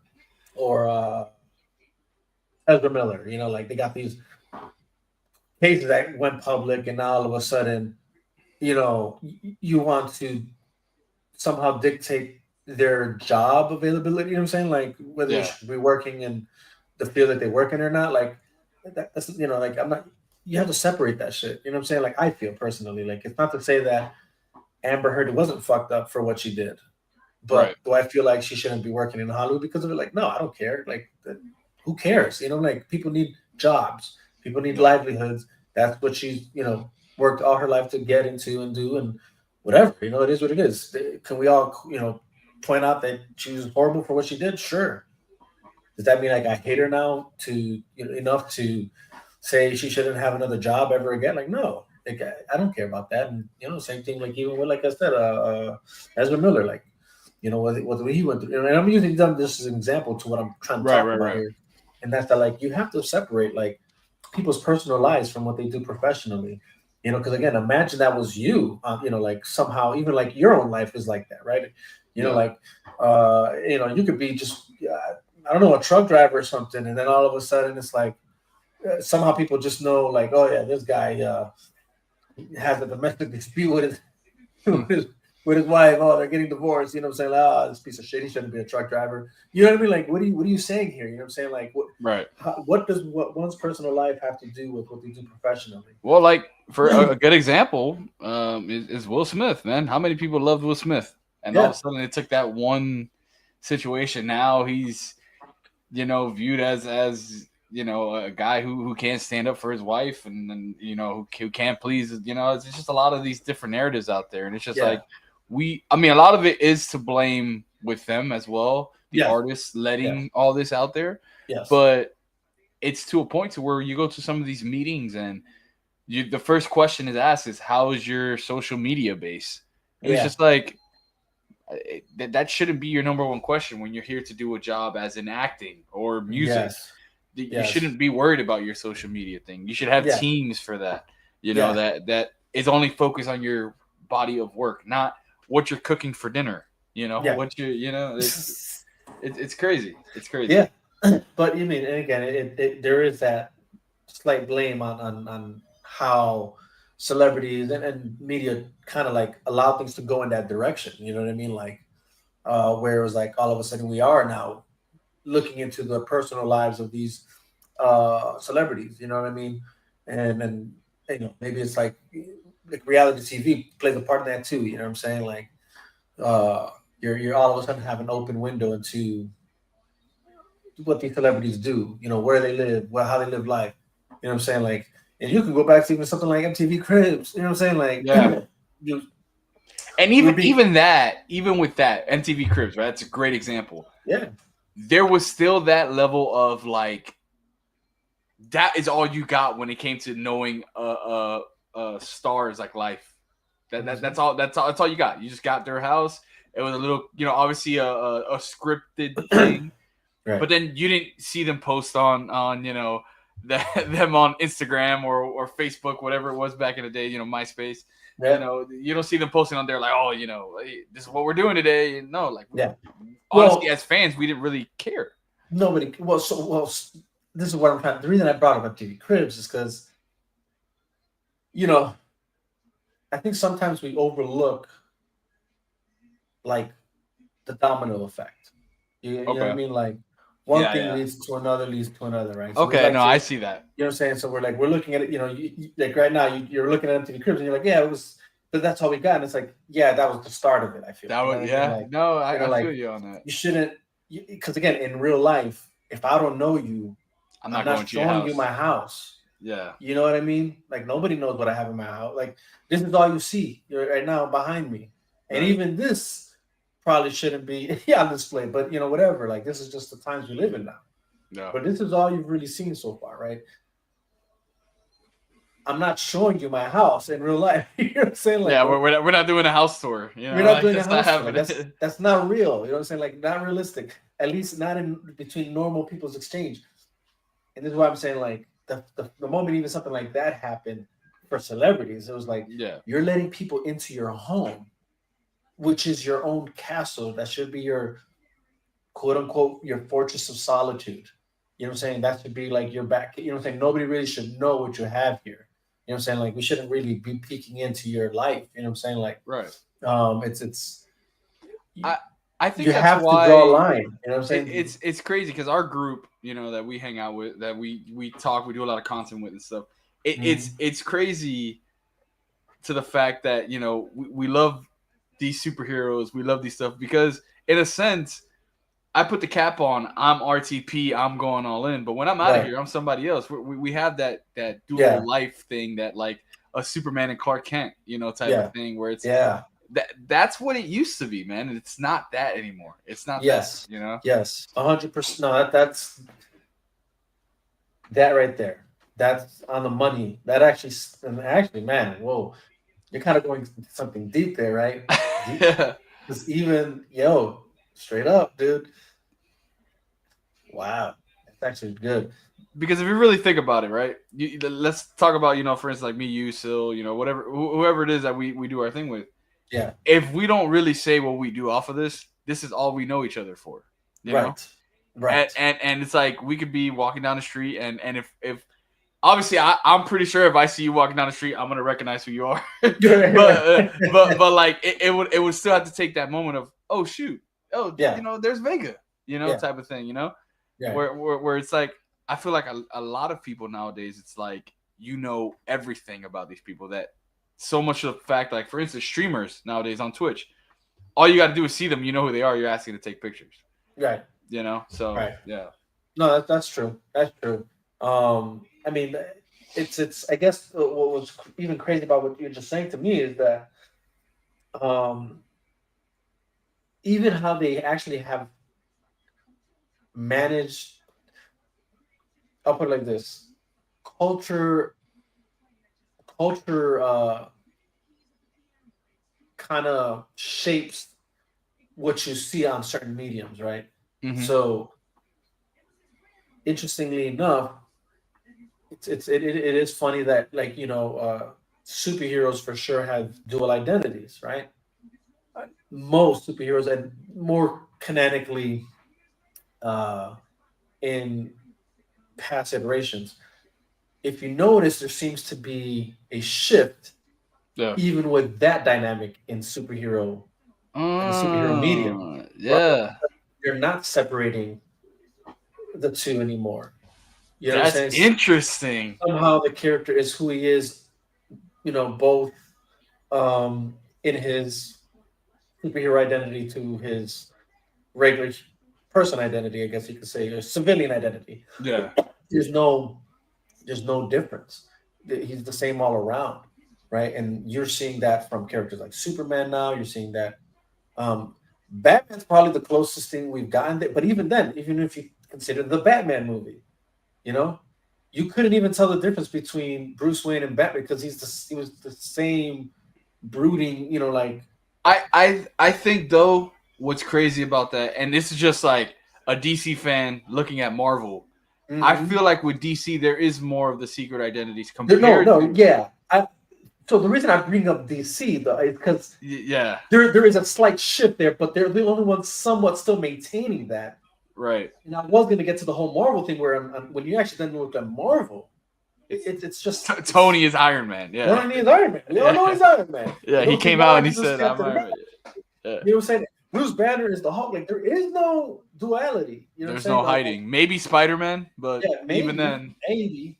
yeah. But even then, right? So, yeah, dude, you know what I'm saying? That's just an interesting thing to consider. You know what I mean? Yeah. There isn't no duality there. And then, like I said, now you're kind of seeing it bleed even into the DC genre. You know what I'm saying? Kind of like, a little bit. And all it takes is that it starts somewhere, and then it all of a sudden can completely change. Because even when you consider like, even like the the Superman run before this absolute one, where I think it was like now the Sun who was Superman. Yeah. And then even when you look at how they went about presenting him, and it was like he is just him. You know what I mean? That's just who you got. You know what I'm saying? Like, it wasn't no, separating my, secret identity from who I am as a hero. There was no, at least to what I recollect. I might be wrong there, but like, even to political, where he stands politically, right? Like, they made that a thing there. Like, oh, now we know where Superman stands politically, with what he's doing, what he's, involved in, and now he's like even involved in activism, type stuff. And it's like, whoa, okay, so this is what we're doing now. You know what I'm saying? Like, so, which again just speaks more on the culture, because that is kind of where we're at culturally, right? Like, it's somehow we want this full transparency, but then the problem is when you get it, you don't even know what to do with it. You know what I mean? Like, we don't even know how to process that correctly. So it's like, so should we really be should we have to know everything or need to know everything? Because once you get that information, you don't even know what you're doing with it. You know what I'm saying? Yeah. Like you're, You're like, okay, on to the next thing. you know what I mean? Yeah. Or you're like, you get the information and then that's it though. That's all you that like you're like that's all you think of now. Like of that person rather Yeah. than like, is there more to it? Like like so for instance, like okay, oh this person Oh shit, Tank. oh Tankson? Yeah. Yeah. They're doing a tribute to Jamie Foxx right now. Oh shit. Yeah. Ah, I have to watch an ad. Uh, But like so like like even if like oh this person so and so uh he shared an Elon Musk post and now I somehow know everything about him. You know what I mean? Like you don't even bother, you don't even bother to ask questions and figure out more of like why the person thinks the way they think. What is the thought process of why they shared that post or whatever. You know what I'm saying? Or like, and that's like, or oh man, this guy, you know, um, you know, shared shared a Superman trailer, something like that. Like, and all of a sudden, now I know everything. Now I know everything I need to know about him. You know what I'm saying? Like, it's yeah. somehow just the little, the more you like, the little bit you get that would have been more, which is still more than what you would get in the past. Somehow, even with just that information, you think you know everything, and that's not really true. So, like, Right. even in that note, I guess what I'm saying is, as much transparency as there is, sometimes it doesn't mean you're getting the holistic picture of something either. It's not. It doesn't mean that you've gotten all the truth that you need to know about what you have gotten. And it deserves either it should. So, like for instance, even when I post something, in my mind, I'm hoping someone is keen enough to be like, I wonder why he's saying that, or I wonder why he thinks that. Yeah. Don't just like see that post and if you disagree with it, just be like, oh, this fucking asshole. You know what I'm saying? Or like, how about you ask me why? You know what I'm saying? How about, Right. you actually dig deeper than just you see a post and you're like, you have some sort of thought on it. You know what I mean? I And feel this, like yeah, so that's a crazy, like that's a whole nother topic too, because like I feel like so many feel that they're so entitled at times mm, that when they do say something, it's either what they're saying is right or that's it. There is no like, and right, this is why I love, for instance, your platform, sales platform, is because these platforms are built, and that's what I try to make my platform. yeah, It's a platform to where we could come and have these different conversations, and if we don't agree with it, whether we turn red in the face, we know at the end of the day, it's like we're cool. We yeah, we know what it is. It's what I feel. It's yes, what you feel, and that's it. That yes. is what it is. That's what it is. But Yeah, if people feel, or I don't know where we right, lost that mindset to like right. we can't have multiple different thinking. Yes, yeah, You know? yeah. Somewhere along the line, it's like we've been, and I say we again because I'm not trying to put myself above anybody. I will say this: I feel like I do definitely my best to not fall into this category of, oh, you think differently than me? Well, fuck you, Yeah, because like no, we're obviously all gonna have our own diverse opinions and things, and yeah, sure, maybe some people are gonna agree with what you say, some people might disagree, um, but the train shouldn't stop there. Like further discuss things, try and get a better understanding of why someone thinks what they think. Why would somebody say what they say? Um, Maybe they're onto something. Maybe they're not. But at least now you understand. You know what I mean? Even if you disagree, you know. Um, and then, yeah, so that's definitely why, like on this, like for the chop shop, that's the whole premise. Is like, look, I don't even mind you coming on here and disagreeing with me. Like, I just yeah, want to have a conversation about things, so I can personally for myself have a better understanding of like where you're coming from and it kind of gives me a bigger understanding and a more open window to maybe how other people that think like you think of, and now I can understand what they're like, why they, maybe they okay, like maybe they have the same thought, whatever. Da, da, da. It just gives you clarity on things. One, and then two, I don't have to feel some sort of ill will about it because it's like, for what? You know what I'm saying? Like, for what? You know what I'm saying? Like, to what? Like, what's supposed to happen? You know what I'm saying? Like, Facts. you know what I mean? Like, Yeah. what am I supposed to do with all this, like, like anger? You know what I'm saying? Yeah, That like I feel I now. showed you. Yeah, like what? You know what I'm That's saying? it. Like, yeah, Like, yeah, thanks. All right, yeah, buddy. yeah, yeah. I'll see you in line for the movie. Yeah. Yeah. You know what Yeah. I mean? So it's like, all right, because I'm almost certain Is this that price. T-Pain? My Let me bad, see. bro. No, you good. Hopefully that ad went away. Okay, let me let this ad. It is T-Pain. That is crazy. He's giving an award or he's singing. Nah, like he's performing. Like they're all Oh performing snap! Now for. I'm seeing it. Yeah.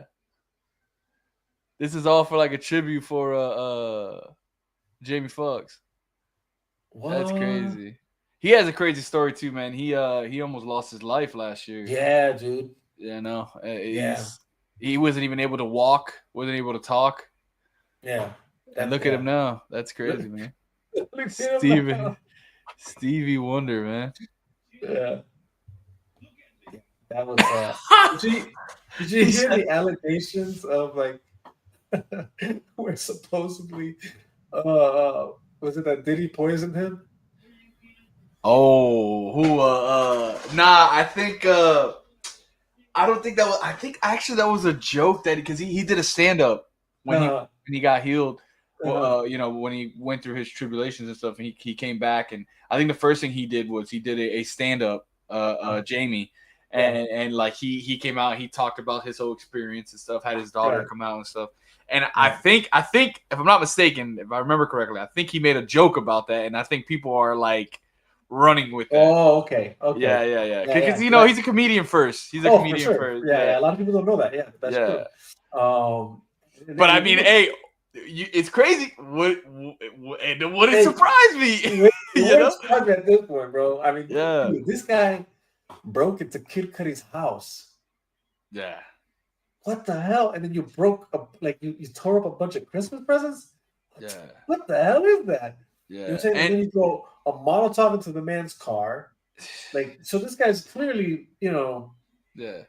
Well, what's crazy too is that another reason why people will align those two together is that I listen to a lot of different podcasts with former R&B singers and different singers who were in the game a lot and are still in the game nowadays. Like for one that I listen to is R&B Money with Tank and Jay Valentine, okay. and they interview different artists whether they're new or old on there, and one name that always comes up when you are a singer, when you are a hit person who are trying to make it up in the game, Jamie Foxx invites everyone to his house and he has a Yeah. party, Yeah. and Diddy at times was at that party, and Right. then that's the freak calls That's true. happen afterwards, That's true. so you put two and two together, and again this is also going back to what we're talking about, the openness of knowing all this, Yeah. you know Right. Yeah. so That's that for sure. yeah. Yeah, that's nuts, dude. That is nuts. I mean, it's one of those things where we'll never know, I guess. You know what I'm saying? But we wouldn't put it past him, that's for sure. But Yeah. I'm big on like if you can't prove it, No, yeah, for I sure. won't stand on it. I can't Right, stand right, on it right. because I can't. I definitely can't prove that. And I'm sure if that was the case, Jamie is the person, and he's on stage right now accepting his award. His daughters, beautiful daughters, they're tearing up, they're crying right now. He's crying. Damn, that's dope. Yeah, That's yeah. dope. He's talking about his time that he almost passed away and stuff. Oh wow. Yeah, it's crazy, man.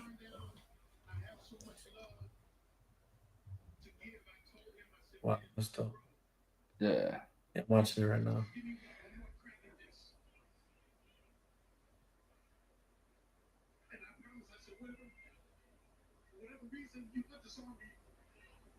Wow. Yeah, that's crazy, man.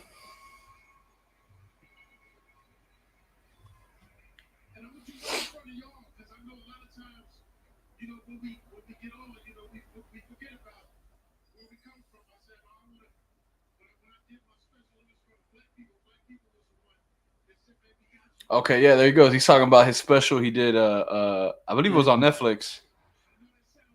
It was a Netflix special. He came out and he did like a whole like you know Dave Chappelle special. He did his Right. own special. He came out and what had happened was I think that's what it was called. Right. Yeah.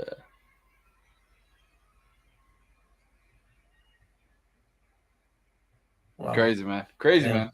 That is no. That. Oh, Jamie. Yeah, man. That's dope, though, man. I'm happy for him, man. That's good. What else was I gonna say? Oh yeah. Sorry. Here. Stop mouse here.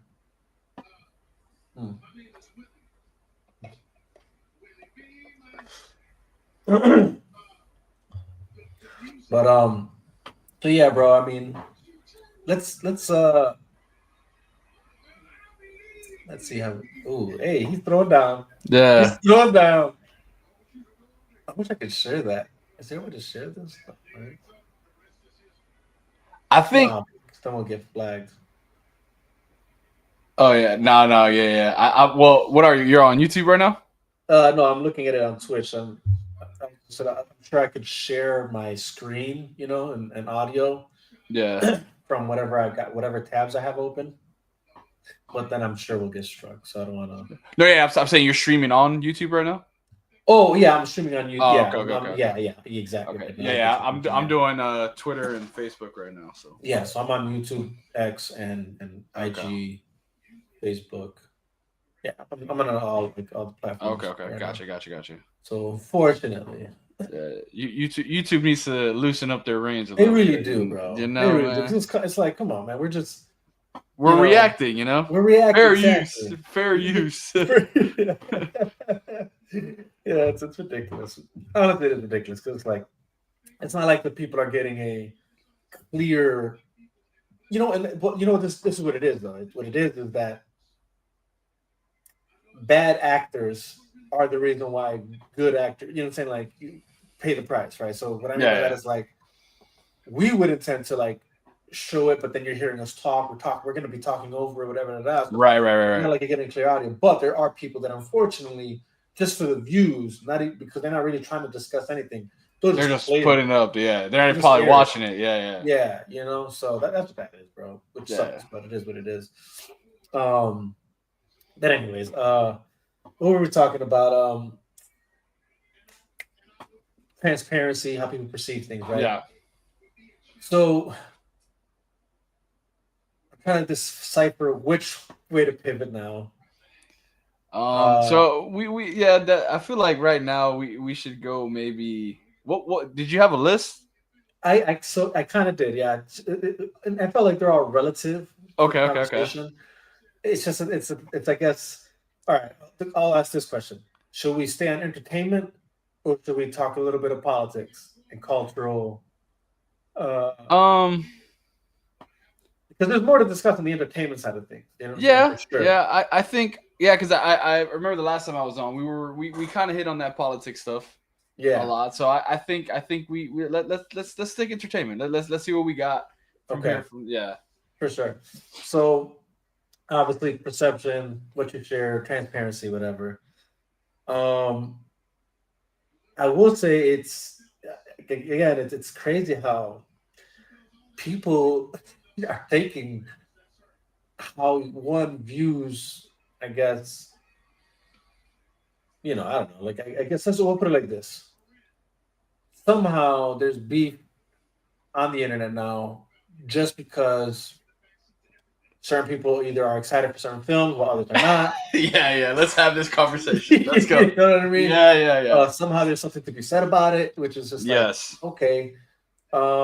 Hey, I guess if that brings you fulfillment, sure. Like, hey, have at it, man. You know what I'm saying? Like, if you feel that helps you feel better about yourself, Yeah. then I ain't gonna stop you. You know what I'm saying? Like whatever, it is what it is. But to me, it is funny. You know what I'm saying? Because I'm like, since when? And here's the thing. It thing has been going on for a while now. You know what I mean? Like, so it's not. I'm not gonna pretend like it's just the more recent movies. Yeah. You know, like Superman or something. No, this has been going on even since back in Man of Steel days. You know what I'm Yeah. saying? So, you know, people for whatever reason have their opinions, and then they feel they are like some sort of like police force of IP property. You know what I'm saying? And then they want to dictate what should be, what should not be, Yeah. and again, everybody's open to the opinion. That's fine, but this like weird nature of like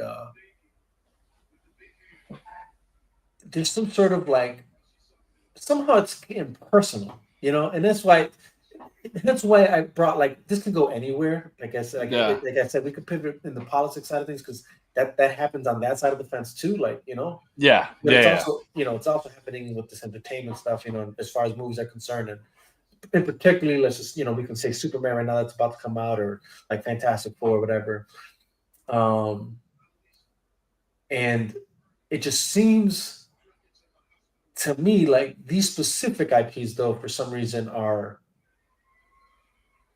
come with so much controversy, And I feel like, why is that? You know what I mean? Like, you're not seeing people get riled up over like the accountants Yeah. or Mission Impossible. Great film, by the way. Yeah. Accountant. I just saw Oh man, dude. yesterday. Yeah, The Accountant 2 is a great film, dude. Great sequel. Yes. Good sequel. But yeah, you're not seeing people, going crazy over that, and they're not, they don't have heavy opinions on like Mission Impossible or, or at least to the point of controversy. At least not as much. Yeah. You see it, but for some reason, the heaviest controversy comes with these bigger IP films, right? Like, when you're talking about like DC, Marvel, Star Wars, it comes with some sort of like backlash, you know what I mean? And it's just like, why? You know what I'm saying? Like, why are we doing this? Why is there such animosity? Man, and to me, at least I'm gonna keep it on the movie side. Yeah. I feel like it's just with this whole thing of being the next big thing, you need the likes, you need the views. And right now, unfortunately, that is what's popping. I get what you're saying. You can't be too much on one side, you can't be too much on the other side. There's always going to be that group that's either going to agree with what you agree with, or they're going to trash on anything you say. And James Gunn right now, let's use him as a example. And I know we could have a whole 3-hour long thing about it. James Gunn right now could come out and say, I'm bringing back Zach. We're going to have a whole freaking, Justice League revamp. And people will still find a way to trash that, just like they did when. And the reason why I say James Gunn is because I want people to really see this in real time. And I feel like we say this every time we go live. But The Rock did that with Henry Cavill. Yeah. In Black Adam. Right. And we were told by so many people that they were not going to go see this movie. Yeah.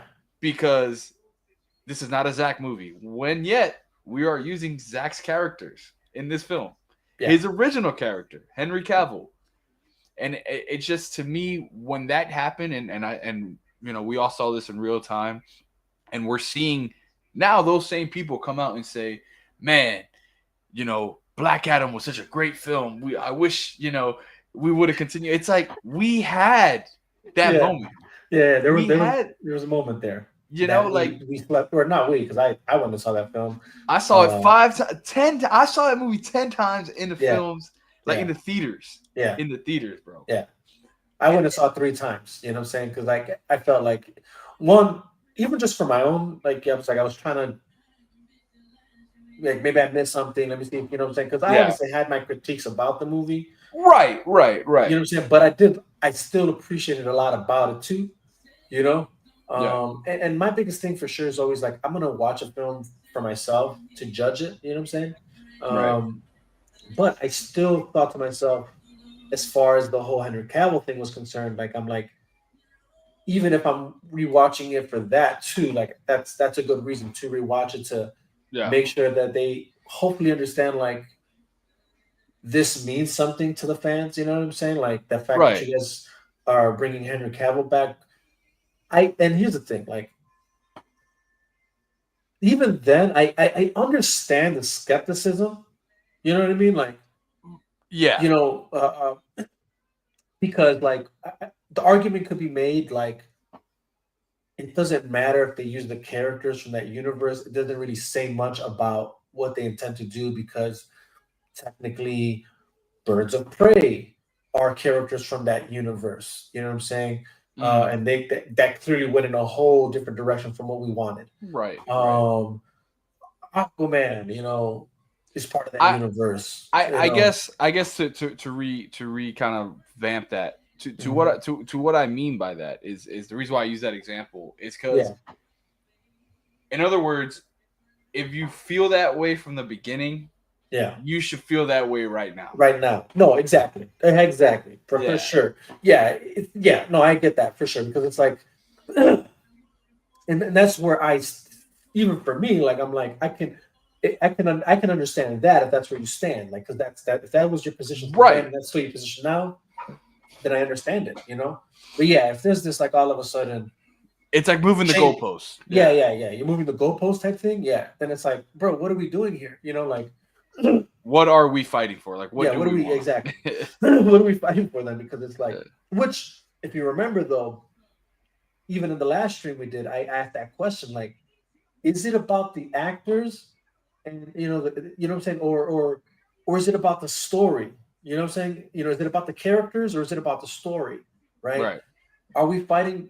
And it was a genuine question because I kind of felt already like I just didn't understand really where the goalpost is. What are we like shooting for? What are we aiming at? What are we fighting for? Is it that we want the same character still? Is Right. it that we're concerned more with Zach's story, finishing that story, Yeah, because I finishing believe that question you asked. Let's say they did continue the story, but they recasted everyone. exactly? That's the Like, question would I you still posed. be Yeah. okay with that? Me Yes. personally, anything Zack Snyder, I'm watching it. you Yeah. know, Right. Exactly. um, would I want the same characters? Of course. 110%. Yes. You know, but it's like you're saying, it's that fine line. Like, what is it that we want? You Right. know, what do we want? Exactly. What do we want? Because you know, it's if we can't be clear on what that is, and then this is the other sad part about it is like when you're looking at even the divide that exists now, you know, within the fandom, and not exists now, it's kind of existed ever since the movie was released. Zack Snyder's Justice League, Yeah. which is why I even have that line in Sill's intro, you know, where like, where it's like we different factions broke into fractions, whatever. You know, if I play my part, I'm sorry, Miss Jackson, whatever. But it's because even then, like it was already happening. There was people were like in different camps, and you know, it would appear like everybody had like their own, Agenda. like yeah, agenda and stuff. And now it seems like it's still the case, obviously, and it's which is sad because it's like, ever really, how are we ever really going to achieve making clear what it is that we want Yeah. if we can't even seem to come together on what that actually is? You know, um, and which is why, like, which is why, like, if the argument is ever like, for somebody who's like, for the naysayers, I guess, let's say like, oh, it'll never happen, it's not going to happen, whatever. It's like, well, they're kind of right because, well, we can't even seem to come together on this. You know what I'm saying? Because Yeah. like, and if you compare how we got together for the release of the Snyder Cut, it was We're just nowhere near snap. that now. It's Yeah. we're nowhere near that. You know what I'm saying? Like, Not even close. not even close, bro. You know what I mean? And Yeah. that's why if there's any truth to it never happening, it's because of that. You know what I'm saying? Yeah. It's because we can't just seem to get it together the same way we did for the Snyder Cut for this. But then it seems like it's because we don't even know what this is, right? Yes. Because since the movie got released, it was like you had those that were already on board with the animated version of it, and then you know, no, we want it in theaters, or we don't even want Warner Brothers to work on it anymore because fuck Warner Brothers. Now we need someone else to buy DC, and now we need whatever, like, I think also to put it this way plainly, the reason why it works so well, before the big release of Justice League, was that we had maybe one or main two avenues or Yeah. groups that Yeah. were pushing this. Right. Once that one of those two groups got what they, we got it. We got the cut. We got the movie. Everyone decided it's not about us. It's about me now. I want to be the next channel to break this, to do that. Right. So I'm going to start pushing this. I'm going to start pushing that. So then that is what really, I mean, to this day, that's what it is. Every channel has their community, their group that wants to either sell or either push or, animated, as you said, or so on and so forth, to where it's like now, as crazy as it sounds, a guy like James Gunn takes over, DC, and a guy like Zaslav, who runs Warner Brothers, is seeing this, is like, shut it all down. We're starting from scratch because we don't even know what to give y'all anymore. Right. So, right. Which is not right, but right. in the sense right. of It's not business, yeah. You understand why it's taking that route. So yeah, exactly. No, yeah, exactly. That's a fair assessment, I think. Which then goes back to like, what are we gonna do? You know what I'm saying? Like, what are we really gonna do about this now? Because it's like, do we really want this or not? And can we like put everything aside? Can you put yourself, your own egos, your own pride, your own, opinions, or at the very least, can we start by putting pride and ego to the side, have a discussion together about what it is we feel we can achieve here and how it would be most effective for us to achieve it, and can we do it successfully, even doing multiple things, right? Like, because for me, obviously for a while now, I'll share whether it's like, if it's something that it's like, Zack Snyder related, whatever. Now I'll put a hashtag restore the Snyderverse, or then sometimes I'll do the hashtag sell Snyderverse to Netflix, because in my mind I'm like, both avenues are something. You know what I'm saying? Yeah. And better than an animated series, better than a comic book version of Zack's story, which we're also discussed. Like, I don't know if you remember that was a discussion. Yes, yeah. And it's like, I don't need it in a comic book form. The excitement of Zack Snyder's work comes because you get what you would see in the comic book somehow being displayed in live action, in motion. Oh, 100%. That's the reason we're in it. Like, that's why we like it. You know what I'm saying? It's like being able to like look at a certain shot that Zack Snyder has in the film. It's like you can easily, like, if you're a fan of the comics, or even if you're a fan of the animated series, you can piece that, like, it's like you see where it came from. You see the inspirations. The inspiration, right? And now it just seems so much. You get this kind of like glee that comes over you because it's like, this is a live action now. You know what I'm saying? Like, you get the goosebumps. You're like, oh shit. You know what I'm saying? Like, so it's like, no, I don't need it. I don't need a story to continue in the comic book. I don't need it to continue animated. They already exist. That's the whole point. Like, that already, like, what he's pulling from, that exists already. So we don't need the closest thing I would say to that, the Justice League War animated films. That whole arc. It feels like a Zack Snyder animated film. Exactly. That already, and it's almost, if you really look at some of the storylines and aspects of that whole arc in that animated series of movies, it kind of looks like Zack was almost using inspirations from that as well. And a lot of different things, having Darkseid be the big bad and all that stuff, and but so here's the funny part about that, though, right? So it's like, honestly, I would actually say it's not that he was pulling inspiration from that. I think they were both pulling inspiration from the same thing, right? And I think they were Right. like Okay. having discussions with each other to why they seem so similar. Yes. Because Okay. because remember they coexisted at the same time. It's not Yes. like one came first and then one came after. They were actually launching at the same time. You know Yes. what I mean? Yeah. Like Yeah. Yeah. Yeah. they were so it's. I think they were both just feeding from the same source, being whatever comic or whatever animated series. Personally, in my opinion, when I look at Justice League, the animated series, that's what I think of Yes. because No. Yeah. Darkseid was the big bad there. Darkseid is the big bad even in Superman the animated series, right? Yeah. And how he controls Superman in the animated series. Yep. You know what I mean? Yep. Yep. Yep. Yep. Yep. So Yep. and then And at same the thing. at the end when Superman comes in and pretty much beats up Darkseid. Darkseid, Brainiac You know what I- taking over Lex, and then Lex finding the anti-equation that then eventually becomes Darkseid the whole time. So yeah. So that being said, that's what I feel. Why I was excited for Zach's work. Yeah. And those alike, right? Like because it was like it almost seemed like that's what I was getting in live action. Like, oh man, I'm getting.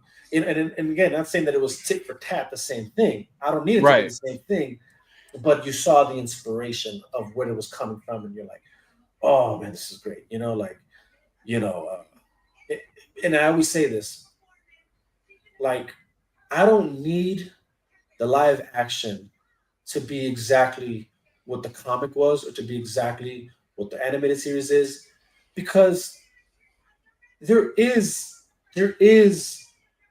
elevation to what you're doing live action to what you do comic book wise and let's just say even animated series wise, right? Like there's certain things that if you're trying to reach a general audience, you can't. Not everything that's in the comic or in the animated will translate well for a general audience Yeah. because then, because we're gonna be honest, like obviously in the comics or even in the animated series, you could do a lot more like crazy stuff, like uh, that obviously we're kind of limited to live action. One, but two, also, um, What I will say to that real quick, mhm, is you 100% you're right, but also the great thing that I loved about Zach is yeah, that there were certain shots like there's a video going around Twitter right now. I mean, it's yeah, been going around for a while. yeah, The Smallville fight scene in Man of yes, Steel when yes, he's fighting and he's literally that post literally has the animated version yeah, of yeah, I believe it was JLU, right, and they're fighting. He hits the bank. Man of yeah, Steel. He hits the bank, and it's just like he has certain aspects to. He knows like yes, these stories are going to be different, but this shot needs to be in there because I know when somebody sees that shot, hundred you, you percent. you're gonna know where that shot came from. Yes, yes, no, Yeah. 100%, 100%. And so this is Yeah. why I like Zack Snyder because I Yeah. feel he goes out of his way to do his best to Yes. take that stuff and adapt it into the live action version. So so just to clarify, that's actually why I do appreciate Zack. Yeah. But even I know you're limited still, right? So Yeah, for by sure. that I mean like you can't expect, let's just say Batman, for instance. Okay, to put perspective here, right? Marvel goes out of their way to make a character like Black Panther CGI because certain martial arts moves that he does in the comics or in animated series is too unrealistic for the actual human body. So for the sake of like portraying what we see there, we're gonna just make him CGI so that he can do all these crazy flips and kicks all at the same time. Yeah. You're not gonna see that in a Zack Snyder film with Batman, who also does do that kind of all those weird martial arts moves. It'll have more of a realistic feel to it. It'll have a more realistic. He'll find ways to make it actually more realistic. So it's actually believable. You know what I'm saying? Well, contrary to feeling that he has to do exactly what was displayed in the animated or in the comics. Yeah, because it's like we still have to. make this believable, which I personally, for me, is why I also why I appreciate what Zach was doing again with, and not just Zach, like I told Still last time we talked, this is what Nolan did too. Is like you're taking these characters that are technically fictional, but how can we make them believable? You know what I mean? And that's what you saw once he passed the baton to Zack Snyder do. Uh, uh, he did the same thing. It's like, how can we take a fictional character like Superman, make it believable? You know what I'm saying? Like, how would this character really exist in our world? You know what I mean? Which I feel the general audience appreciated. You know what I'm saying? Because it's like, I can actually look at these characters and gravitate towards the reality of the circumstance or the reality of their existence, the reality of our world in with them in our world rather than us just completely in their world. You know, so it offers that. So and then on top of that, like if that wasn't enough, then also, as much as maybe some people think this isn't that big of a deal, but personally, for me talking to people who are just like not really, they're not watching these films because they love comics. They're just watching these films because they're looking for something entertaining or something to watch, whatever, or just because they see that there's a buzz around it, so they go watch. But even something as simple as even the aesthetics of the character, a lot of people, when Man of Steel is introduced, and all of a sudden there's no more underoos to Superman's costume, and it's no longer cloth, and it's like some sort of, leather, like leather fabric, but like then you understand. But it exists within the framework of Kryptonian technology. Yes, that you see the Kryptonian lineage, encryptions and stuff. You know what I'm saying? That translated well because it's like it's believable rather than, oh, we know our son's going to be a superhero, so I'm going to knit together this costume for him out of cloth that somehow is going to be indestructible like him. Well, you know what I mean? And look, here's the thing. I feel what you're saying, but I'm gonna have to push back on that. Well, listen. I say this because I get that that's comic book accurate, and I get that that's in the animated. That doesn't mean that translates well into a film for general audience who people who do not care for the comics. They don't care for they're just looking to see. It doesn't translate well, and I say this because even now, for people that are now like again. When I saw when I went to go Superman Returns in the theaters, like not everybody was excited for it. Not everybody saw it, and a lot of people were like turned off by that. And then even now, there's that was a bad film though. That was a bad film. And I don't know, dude. Honestly, Superman Returns was more of a it was like watching an episode of My Adventures. Not My Adventures. What's it called? The New Adventures of Lois and Clark. That's what I got from Superman Returns with the Dean Cain. Yeah, so. Well, this is what I feel about that. I feel like the reason I probably feels that way is because even in that series, they were still using that cloth. Well, aesthetics I say that mainly towards story base because I'm not even looking at the whole because I mean. Brandon Routh, everything was rubber. The suit the cape was leather. The suit was like that. It was different. Was it? I don't remember it being. I remember it being still like cloth. Like I could be wrong. Yeah. But either way, like even let's just say whatever the material was, I don't think that matters. I think what mattered. And here's the thing: to pretend that we as human beings don't look at aesthetics would be. Because our whole interactions with each other is based on like gear, what we're dressing, what are we saying with what are we wearing, even saying like that communicates something. So this idea that's not important to the viewer is it's a lie. People do care about these things. It's not like that makes or breaks like their whole perception necessarily, but like it does offer some sort of perspective, right? So I guess even like when you're looking at, let's just say the new Superman suit, him being back in the underoos is going to say something, and it does say something. Like I have people that again aren't they're not Superman fans per se, and or comic book fans like that, like I am. But when they've obviously seen something like Man of Steel, or let's just say they watch Superman and Lois, where the suit it is what it is, right? It's just a one piece, a Kryptonian suit. Yeah. That's what they have in their mind, and now they see this and they're kind of like, well, what's happening here, and some of them even think, we'll say something like why does he have underwear on, saying, like, out of his pants. Things like that do matter, you know what I'm saying? Like, and I'm just using that as an example. There's other to look at, obviously, but I'm just using that as an example because it's like that's like the most simple thing to like break down. Because again, we're and follow me here. They did that now with Superman, right? Because somehow there's this idea that supposedly that's the iconic look.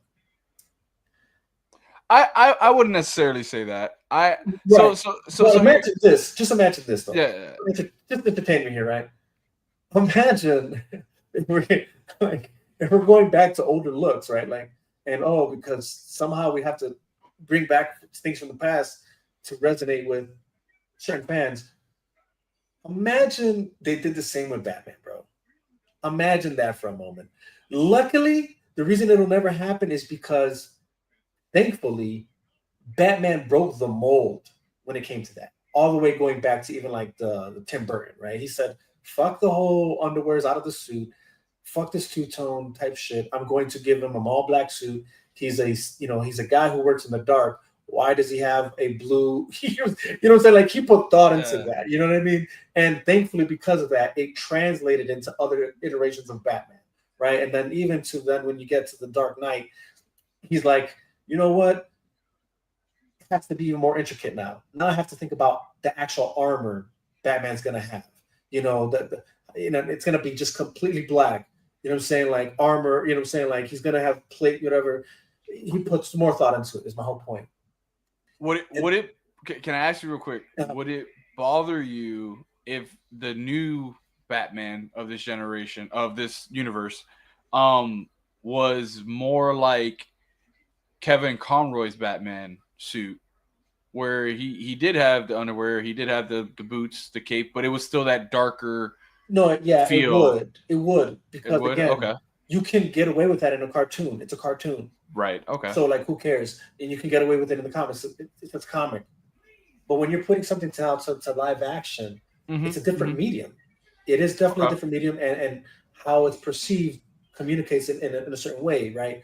So that's why even when it comes to, let's just say, Zack Snyder's Batman, the Ben Affleck Batman, I like it. So that one to me is my favorite because he found the medium. The medium, yes. The middle ground. I could agree with that. Taking what we did see in the Kevin Conroy, right? Like the whole two-tone, but let's not even consider putting an underwear on this guy because that's just to me it was more like the Dark Knight Returns comic. It was right, exactly. In the comics he had an underwear, but exactly, that's what I'm saying. Even that Batman had underwear. That's what I'm saying. So it's like I don't have to put on the underwear, but I'll give him the two tones that would still somehow are still blend well in the shadows. You know what I'm saying? So it's like it still makes sense, right? Like it's not like you don't have to think to yourself like, why does this guy have these colors that pop and he's supposed to be, you know what I'm saying, a ninja, so to speak. He's supposed to be stealth, he's a detective, whatever.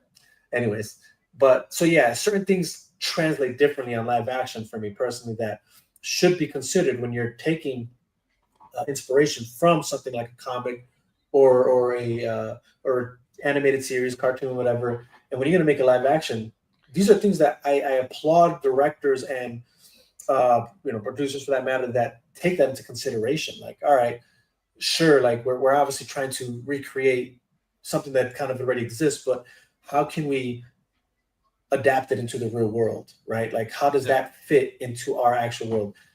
In our actual world, we wear our underpants under our pants, not over our pants. You know what I'm saying? I get that. And that's just that. Obviously there's other things to consider. Like I said, fighting styles. Like, can this guy actually do a, some sort of, like weird flip, whatever, things like that. There's things to consider there. The whole, politics of things. Like, how would the government really consider an alien existing in our world? You know what I'm saying? Obviously in the comics, huzzah, we have Superman. You know what I'm saying? Like, there he is. Ah, yeah. You know what I'm saying? And it's like cool in cartoon year because again, you're that's But you more so you see, fictional. so if I can say something real quick, right? Yeah, go ahead. Yeah, So like I 100% I understand where you're coming from, and I agree with you, and these are the main pivotal things of why I love Zach. right. But I'm in a notion, and I'm looking at this as a Superman fan. So For sure. not many people will agree with me because not many people are fans of Superman. Gotcha. Yeah, for sure, So for sure. so my whole situation with this Mhm.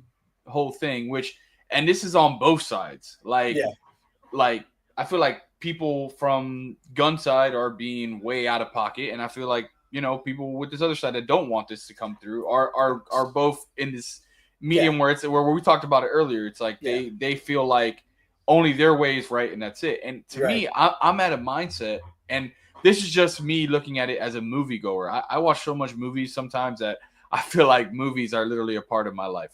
So Yeah, yeah, when I see this, I see that we are at a space and time in generational speaking to where there can be both. Like yeah. me, I wish we could have continued the Zack Snyder universe. And I Right. wish right now, as an Elseworld film, and I do think Zack will be back in the future, and whether it be to continue his story or to do a Dark Knight Oh, Returns yeah. Whole film, nother project. Yeah. a whole nother project, whatever it is, I believe that will happen, Right. in the future. And still have guns coexisting, in its own thing. Now, Right. the reason why the whole under ruse, the whole all this other stuff doesn't bother me is because yes, I am a comic book fan. We're comic book fans. I've seen the Yeah. comic books, Yep. and this to me is a different version. Not to diminish anything that Zach has done, not to diminish anything that Tim Burton or anyone else in the past has done. Right. This is another version to me Yeah. that Yeah. is close to the comics as well, but Yep. in a different way, if that makes sense. Yeah. So like a lot of these arguments that I've seen other people, and like I said, I agree with a lot of what you're saying, Yep. but to paint it into a picture to where it's like this can't work in this type of generation. Right. I feel like that is so small compared to the iconic symbol of a Superman.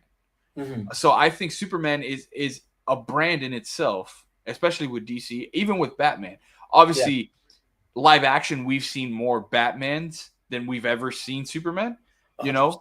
Yeah. But I still feel like it when you think about DC, the first brands that come into your head is obviously Batman and then Superman, whether it's 1A and 1B, but they're like coincide, and then you have to throw in Wonder Woman, but mainly it's Superman and Batman. So I feel like even my grandmother knows that Superman wears underwears outside of his suit. And from what I've read, from what I've seen, they explain why he has that in this suit. So as long as it's, I mean, again, I haven't seen the film. The film could be trash, and if it is trash, I'm gonna come back on the Chop Shop, talk to you about it, and we gonna destroy the film 100%, 100%. But my notion, and I think you said it earlier too, is everyone seeing, because to be honest with you, we haven't seen anything for this film minus these little clips. Yeah. We've gotten one official trailer for this whole movie. Yeah. And it's like, to know what's gonna be in this film, to me that's like yeah. You definitely can't claim that you know what's in this film with just a 2-minute, 3-minute. And I feel like Zack Snyder walked, so what is to come in the future they can run, if that makes sense. Which sucks. No, because I would see, but I don't know if that's true. Well, hold on. So this is why I'm saying. Just go ahead and finish your point. Yeah. But so this is why I'm saying that, because go ahead. No matter what anybody can say, whether you love Zack or you hate Zack, the one thing Zack did that no other live action DC property has done, maybe, and you're gonna laugh when I say this, if you want to say Batman and Robin, because George Clooney referenced Superman in there. But no other director, no other project has had the Trinity plus the 7 all Yes. together in one film, that is always going to be Zach's thing. Like that Yeah. is he's the one who was able to brought it. So this is why my mindset. I And get again, you. this is I just get that me now. trying I to get what look you're at it's just me trying to look at things positively. Yeah. And I understand the wrong that's been on both sides. I understand the wrong that's been on this side, the wrong that's definitely been done to Zach, you know. Yeah. But this is a different regime now. Yeah. Zach is in the building again. It's all different. I say all this to say is that Zach walked and did what he had to do for us. So now as DC fans, we can run and play with all the toys we want together in all these films, which I believe if we never would have got Zack Snyder's Justice League, Gunn would not have been able to have the Justice Society, would not have been able to have Superman, to have a sneak peek at the end of the film of Supergirl to come into the film. You know, he would not have been able to have all these characters into this one film that's titled Superman. Mm-hmm. You know, I feel like without Zach having his Justice League, Mm-hmm. we would not be where we're at today. So a lot of it, all the credit goes to Zach. So yeah, I can see that. I can see what you're saying. That's what I'm trying to. That's where I'm looking at. This is why I'm open to this Mm-hmm. film. Now, No, again, if it's trash, we're gonna trash this film. That goes without saying. No, for sure. Well, yeah. So I think this. So fair analysis there. I'll say that. Like that makes sense. And I think. So I think this is where. Are we? There's okay. I'll put it like this. Can someone truly say that they know what's in the film, in a trailer, and with whatever clips have come out? Obviously not, right? Like we can't say that. Nobody really can say that. There could be indications, though, obviously, of what we're gonna get. Right. But not like we wouldn't. Obviously, nobody can claim to know the fullness of what's in the movie, right? From just like whatever clips have came out. Yeah. But this goes to something that me and Sil were talking about. And I think he kind of likes what he's seeing now from the new marketing team. Yes. Yeah, I agree with that as well. So, I agree with that as well. But for me, it's kind of like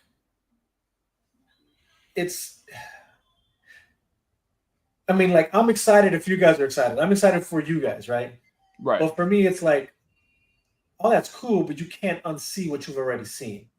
Like, I'm not just gonna I just can't pretend like I was already like I'm already disenchanted by what I have seen. Right. Okay. Yes. Yes. You know what I'm saying? Like, yeah. So the to fact that also has, though, changed doesn't say much to me. You know what I'm saying? Because it's like, because this is what it is. It's obvious that the movie's gonna have action scenes. okay, Be obvious. Yeah. You know what I mean? So like that doesn't really matter to me when I'm looking at a trailer, right? It's all the other substances that I'm catching that'll determine whether I have an interest in the story or not. Because, like, for instance, and this could be about any movie. Like, it's not even just Superman. It's if I, like, for instance, Ballerina. I know it's a John Wick. You know what I'm saying? Like, I know it's in that universe, so I know what to expect on the action side of things. So it's not like I need to be wowed by that. It's more about what are they showing, or I'll put it like this. You're better off keeping your cards to yourself about what the story is. Yes. And just show me action sequences in your trailer than showing your cards of what your story is. And now I kind of have some insight to other things that you're doing in the film that I might not like, that might not appeal to me, right? And that's what I feel they did wrong. You know, like initially, it's like you're showing me other things about this film that now I'm disenchanted by. So now that the marketing is like focused on like more action sequences and things of that nature, just things that are I can see more. Yeah. It makes no difference now because if you would done that in the beginning and leave the other things as a mystery, then maybe you would have gotten me, and then maybe I would have watched the film, and maybe I just get disappointed when I would watch the film. Yeah, but because you kind of revealed certain cards, I'm like, okay, man, I'm really not into that. I really don't like this aspect, whatever, and I can kind of be like, all right, you know what? I'll just wait for this film to come out on streaming, and I'll just watch it then, rather than watching it in theaters. But just because now you kind of gave me some insight into things that I just know I'm already dissatisfied by. And that's you're saying from the first trailer that was dropped. Yeah, like the first, recently, this official trailer that was dropped. Yeah, you know what I'm saying? So now, obviously it's funny. It's almost, you would almost think they were listening to mine and Sil's conversation. Yeah. When we were talking about the marketing, because all of a sudden, miraculously, the marketing is not just focused on the things that we said they should have done.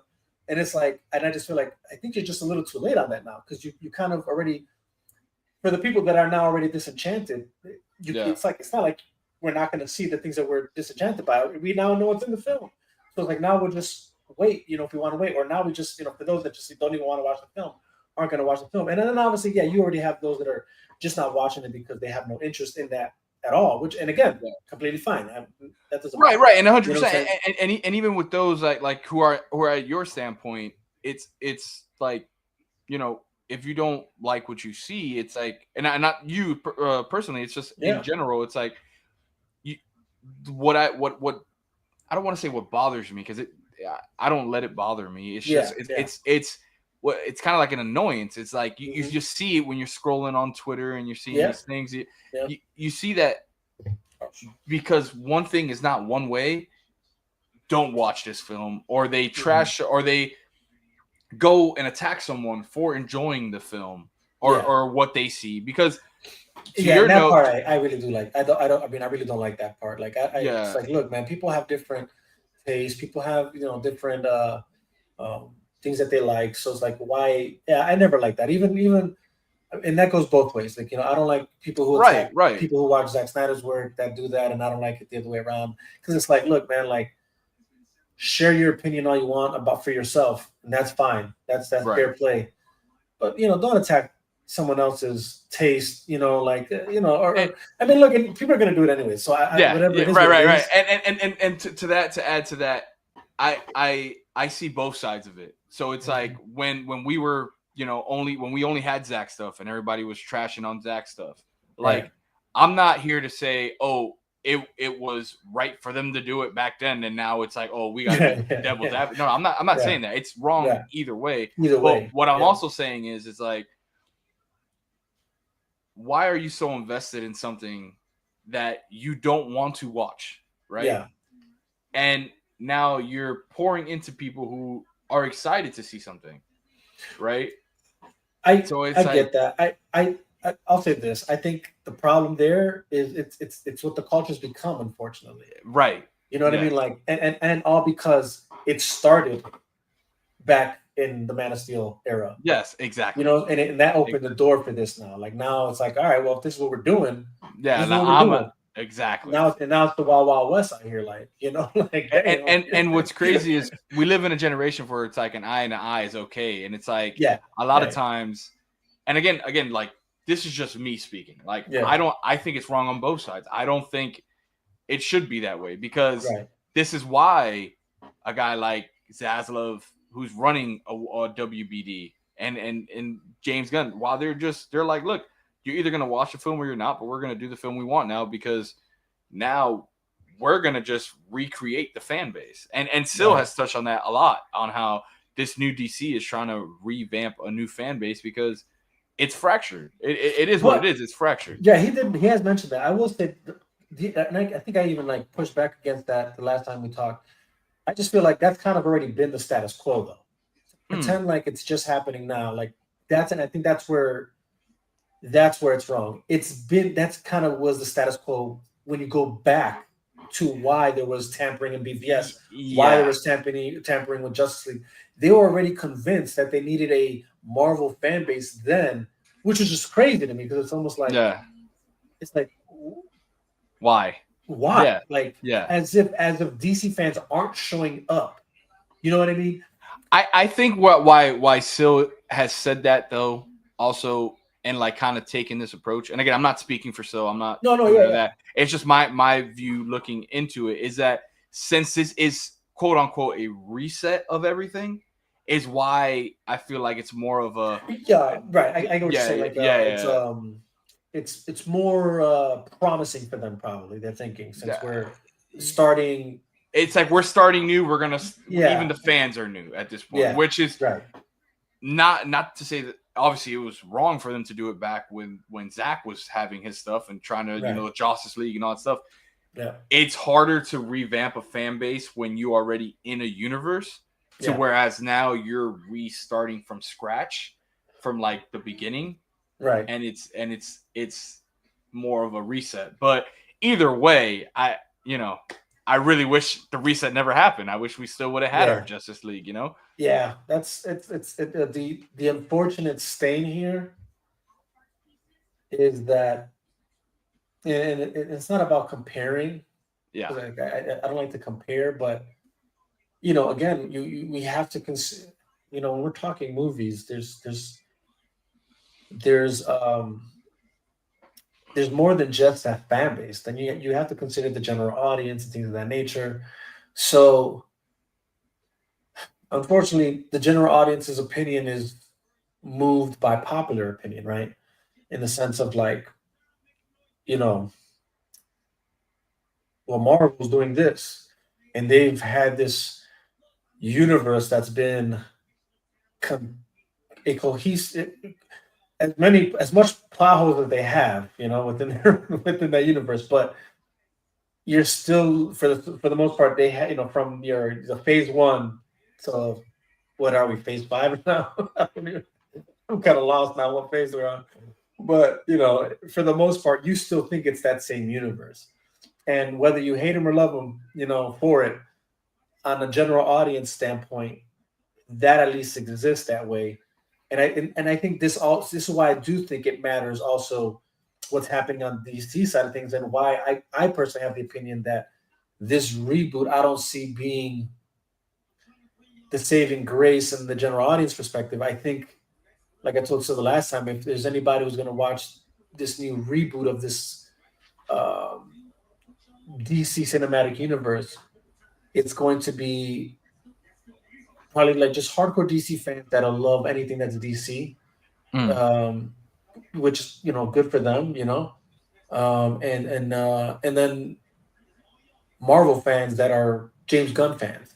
I think I feel like that's going to be the saving grace. Honestly, is what I told them. I'm like, I feel like what'll save Superman is going to be the Marvel James Gunn fan base more than it is going to be DC fan base, simply because it's for sure obvious that the DC fan base is fractured right now. Like, it's whether it's that they're Zack Snyder fans, whether it's that they're just fans of like maybe that's not necessarily Zack Snyder, but just that style of DC.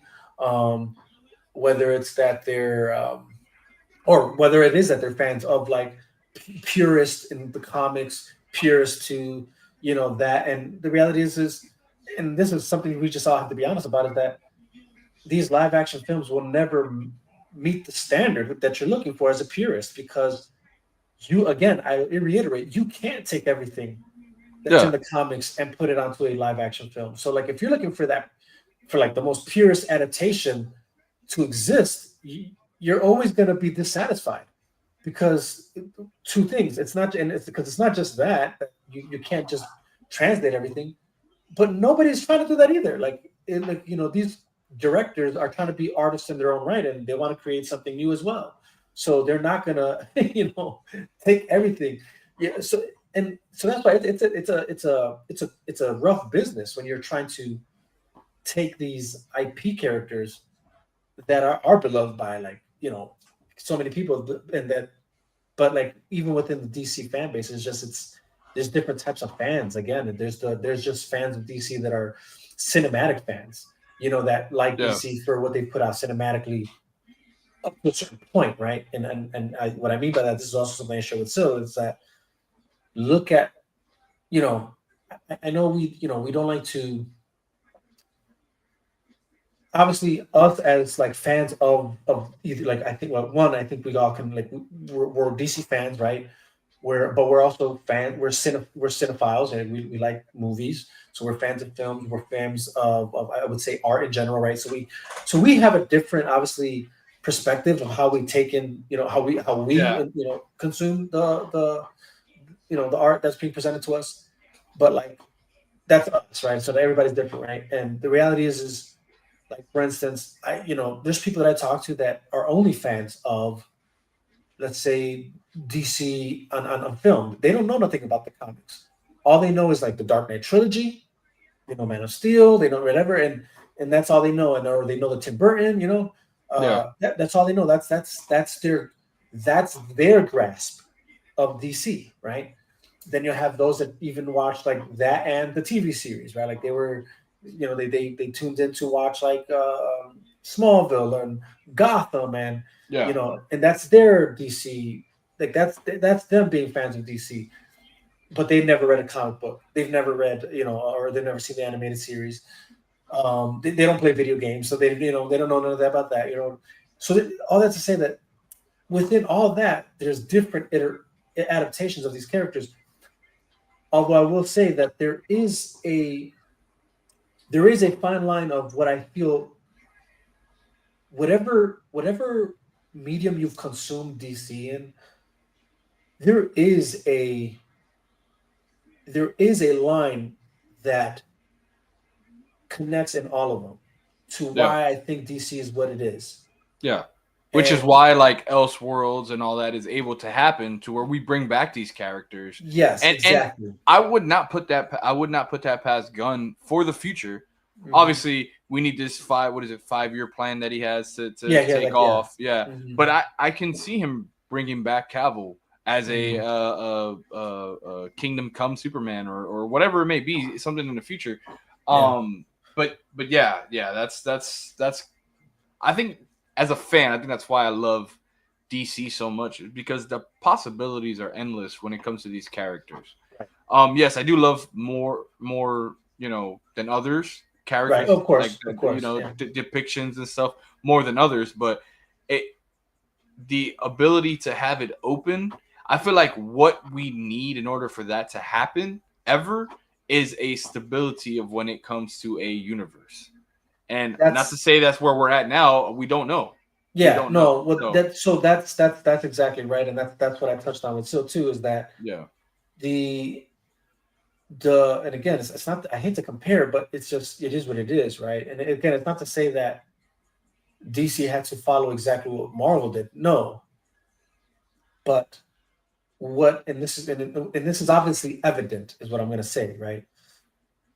There is a reason why there is a fall off point in success in films after Justice League, right? Yeah. With the exception of Aquaman, right?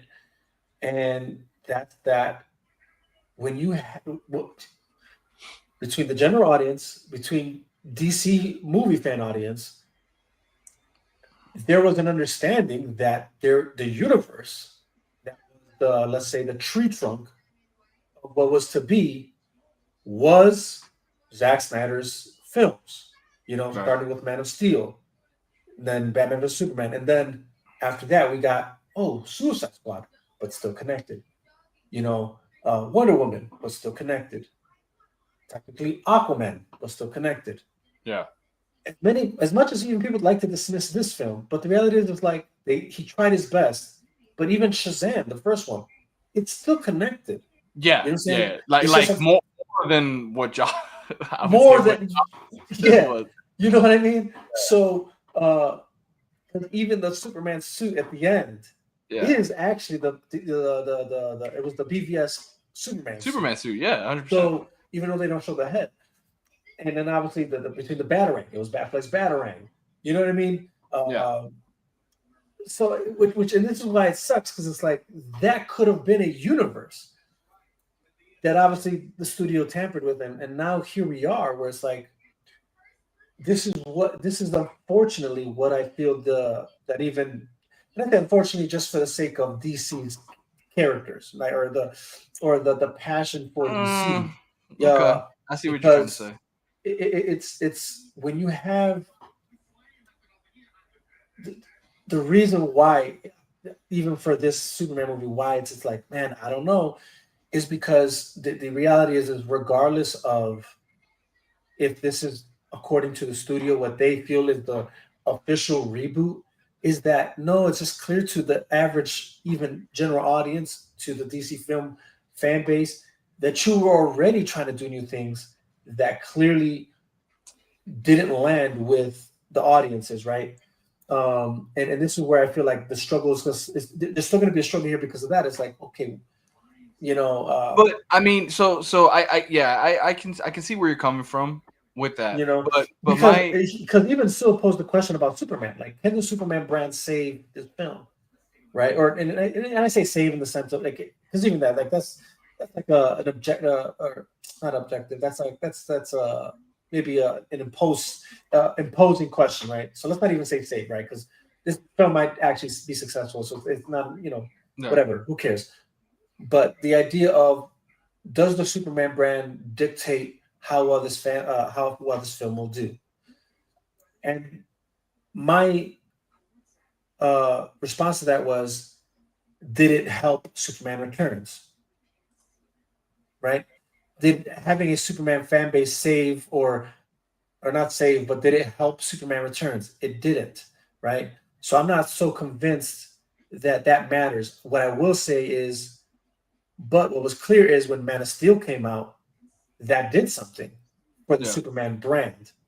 That film did something for the Superman brand. The Superman brand didn't do something for Man of Steel. Vice versa. The Man of Steel movie did something for the Superman brand. Well, and also that was what, 10, almost about 10 years since Superman Returns, right? So it was like, was it 10 years? Because I mean, it was 2006. Superman Returns came out 2006 or 7. I think 6. Okay, I believe 6. Either way it goes, I'm not. My whole point is like, you there's more argument to be made, because I know what you're trying to say. You're thinking maybe the fan base for Superman grew from the time of Superman Returns to the time of Man of Steel. Well, no, maybe what I'm trying to say is maybe the fan base was excited to finally see something in the Superman world, because it's been so long since we've seen something with Superman, since the debacle of what was Returns. And now we see this promise in this with Man of Steel. And then I think as a fan, because I remember when I went to the theaters, especially the old heads, there was a lot of old people, because I went to opening night and I went to a premiere, and it actually took a while for people to really enjoy the film at first, because this wasn't the original Superman. I loved it. It. But eventually you saw the love and the growth of this film. Then you start with the rewatches. You start seeing the Wayne Enterprises. You start seeing the satellite that gets blown up when Zod throws Cavill in there, and you start seeing all the different things. The big question eggs, the big questions of like, why did Superman kill this guy? So I believe that just to have Superman back in there, and then yet right now to kind of like move forward from that, to it be another 10 years since we've had a solo like Superman film. Okay, this is where let me just offer some kind of perspective here, right? What I'm referring to is numbers, right? Okay. There's a reason why Superman, again, if the idea is because people were excited to see a Superman movie, why didn't that show in the numbers in Superman Returns, right? That's what I'm saying, right? And that's that for sure, from Christopher Reeve's Superman in theater to then Brandon Routh Superman. That's a long time. That if there was really a drought or an exhaust for people to thirst for 100%, because all you had at that point was Dean Cain and then Smallville, right? So you would think if the idea was excitement for a Superman film, it didn't show in that movie. Is my whole point, right? It speaks volumes. What I'm trying to say, when you get Man of Steel, and it does double the amount of what Superman Returns did in theaters, despite even the very controversies that was occurring with the old heads that watched this film. So what it did, again, it's to speak on what that film did, which is, again, even before that, you have to then also give credit to the Dark Knight trilogy, because even then, there's something that these films did culturally that despite even the, how do you say, the controversies that existed around it, it still speaks volumes on just how well, one, the film did in the theaters, and two, uh, how it impacted the culture, right? So, but just to stick to the Superman concept, because now we're about to see a whole new Superman, right? Yeah. So, Man of Steel comes out, and it's, again, it's regardless of the controversies that existed, it still saw double the Yeah, amount yeah, yeah. in So theater, I just and it want to clear. was, Yeah, yeah. I'm yeah. prefacing, like, I'm not trying to compare. For me, I'm not trying to compare numbers with what Returns did to Man of Steel, because obviously Man of Steel, as of right now, is the best Superman film, even with the Reeves, Yeah, at yeah. all times. Which is, as I said, like, this is why I have, like, that is my favorite Superman film. But what I will say Mhm. is that the big thing of why that drought, as what I was saying, from Returns to Man of Steel, is what was so big was because what we were advertised when it came with Superman Returns, it wasn't supposed to be so much on the nose of a love letter to Christopher Reeve than what we got in the theaters. Like, that Mhm. film, like, when you went to go see it, half of the people in that theater looked at each other and were like, this is not what we signed up for. Because this was Mhm. supposed to be a Superman film that we hadn't had for so long since Reeves. And then Mhm. really what it looked like, it was like, we're just going to do an homage film for Christopher Reeves. And this is that, to me, that is re-looking at, and I recently just rewatched Returns. And Mhm. there's certain elements in there that, yeah, they were pretty cool, like the whole saving the plane thing, but Right.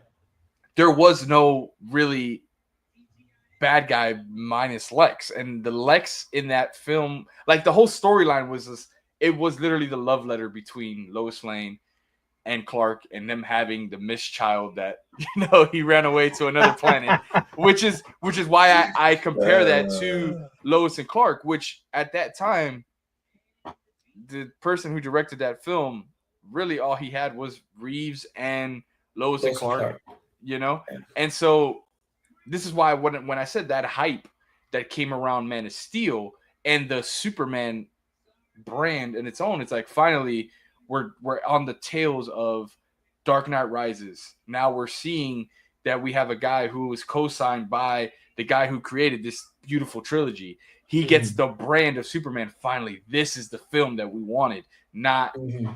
what we got from Returns. We were promised this in Returns, but got the love letter of the mischiled. And now we're with Zach, and we're getting Yeah. that. And you just see the action film, and you see that. So by no means am I like Zach is Man of Steel is top tier. Like, you, in order for me to say that this is a great film coming out in what, a couple weeks now, in a month or Mhm. so, Yeah. it needs to outdo Man of Steel, which it may not do that. It needs to at least be at that level, is what I'm saying, Mhm. in No, order for to sure. make any noise. So, yeah, 100%. Yeah, It's, yeah, but the reason I brought this up though is because it goes back to the idea of how does, because again, how you perceive Superman as a yeah. fan is different from how just the general audience, just your average, again, maybe just DC film No, yeah, yeah, yeah, viewer. It's a yeah. different what we're looking for, or what you're looking for. Right. So which I feel is important when we're discussing how this new one is going to be. How is it being perceived right now as we speak, and then how it might do in the theater. That's why I'm posing this So, question. Why so I'm looking into that, because obviously, yeah, as maybe as a Superman fan, I can see why, or even DC fan, like you said earlier, it's like, we know that there's this multiple iterations. There's like the multiverse, the Elseworlds, whatever. We know all this exists. So you know we know nothing is necessarily concrete, right, right? right, right, right, But right. that's not the true. The average fan doesn't know that. You know what I'm saying? Like, Hmm. uh, and again, because then when you're looking at something like Marvel's cinematic universe, Yeah, it's concrete in the sense of like there is a linear that's now yeah, because existed that from. started from You know what I the mean? first of Iron Man. Yeah, no, And I see what you're saying. general audience, I think, are still expecting that out of DC. One, two, then to even consider the characters they've so far seen, right? And now when we're talking about specifically Superman, right? It does like I think this is why I say like, and this in no way talks like I told. So we obviously can't truly quantify how everybody is perceiving this film, right? Mhm. But all we can go off is like obviously what we see online or what we even see personally in our lives, like who we talk to and stuff like that. I think also a big And thing is the what the other films at this time are making, like Lilo and Stitch, about to hit $1 billion.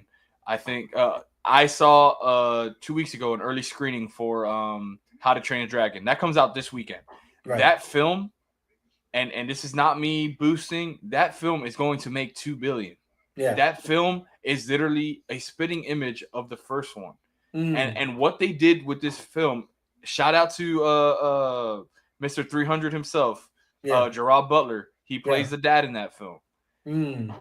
He kills that. Like, he's wearing a fat suit in that film, but I'm talking about like he looks like a straight up Viking. That film was Yeah. amazing. I saw it in IMAX.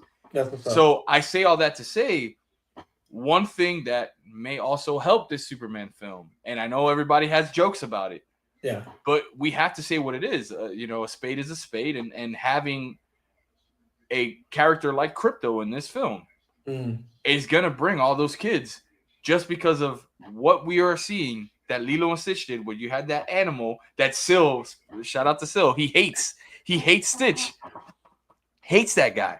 Oh, I know. Crypto can be that guy. Oh, You for know? sure. There's no, yeah, no, You no. know, Obviously, yeah. He's the Crypto is the Stitch to Lilo. Oh well, I'm not gonna say Lilo and Stitch. I feel like that has its own dynamic. Yeah, because it's a Disney film, but I'm just Yeah. saying, like That, like, as kids wanting to go to a film to see, like, crazy enough, right? Everyone's really blowing Jurassic Park out of the water. I think it's going to do great. I think it's going to make its Jurassic money. Park Boys is great. Yeah, But one of the biggest factors with Jurassic Park was the kids. They love dinosaurs. yep. This film, to me, looking at the trailers, looking at how they are announcing this film, it looks like it's going to be way too scary for a lot of these kids to see this film. Mm, To whereas you go see a movie like How to Train Your Dragon, yeah, I feel like How to Train Your Dragon will outdo Jurassic Park. I can see that. I can see that. I can definitely see that. I don't know. I haven't.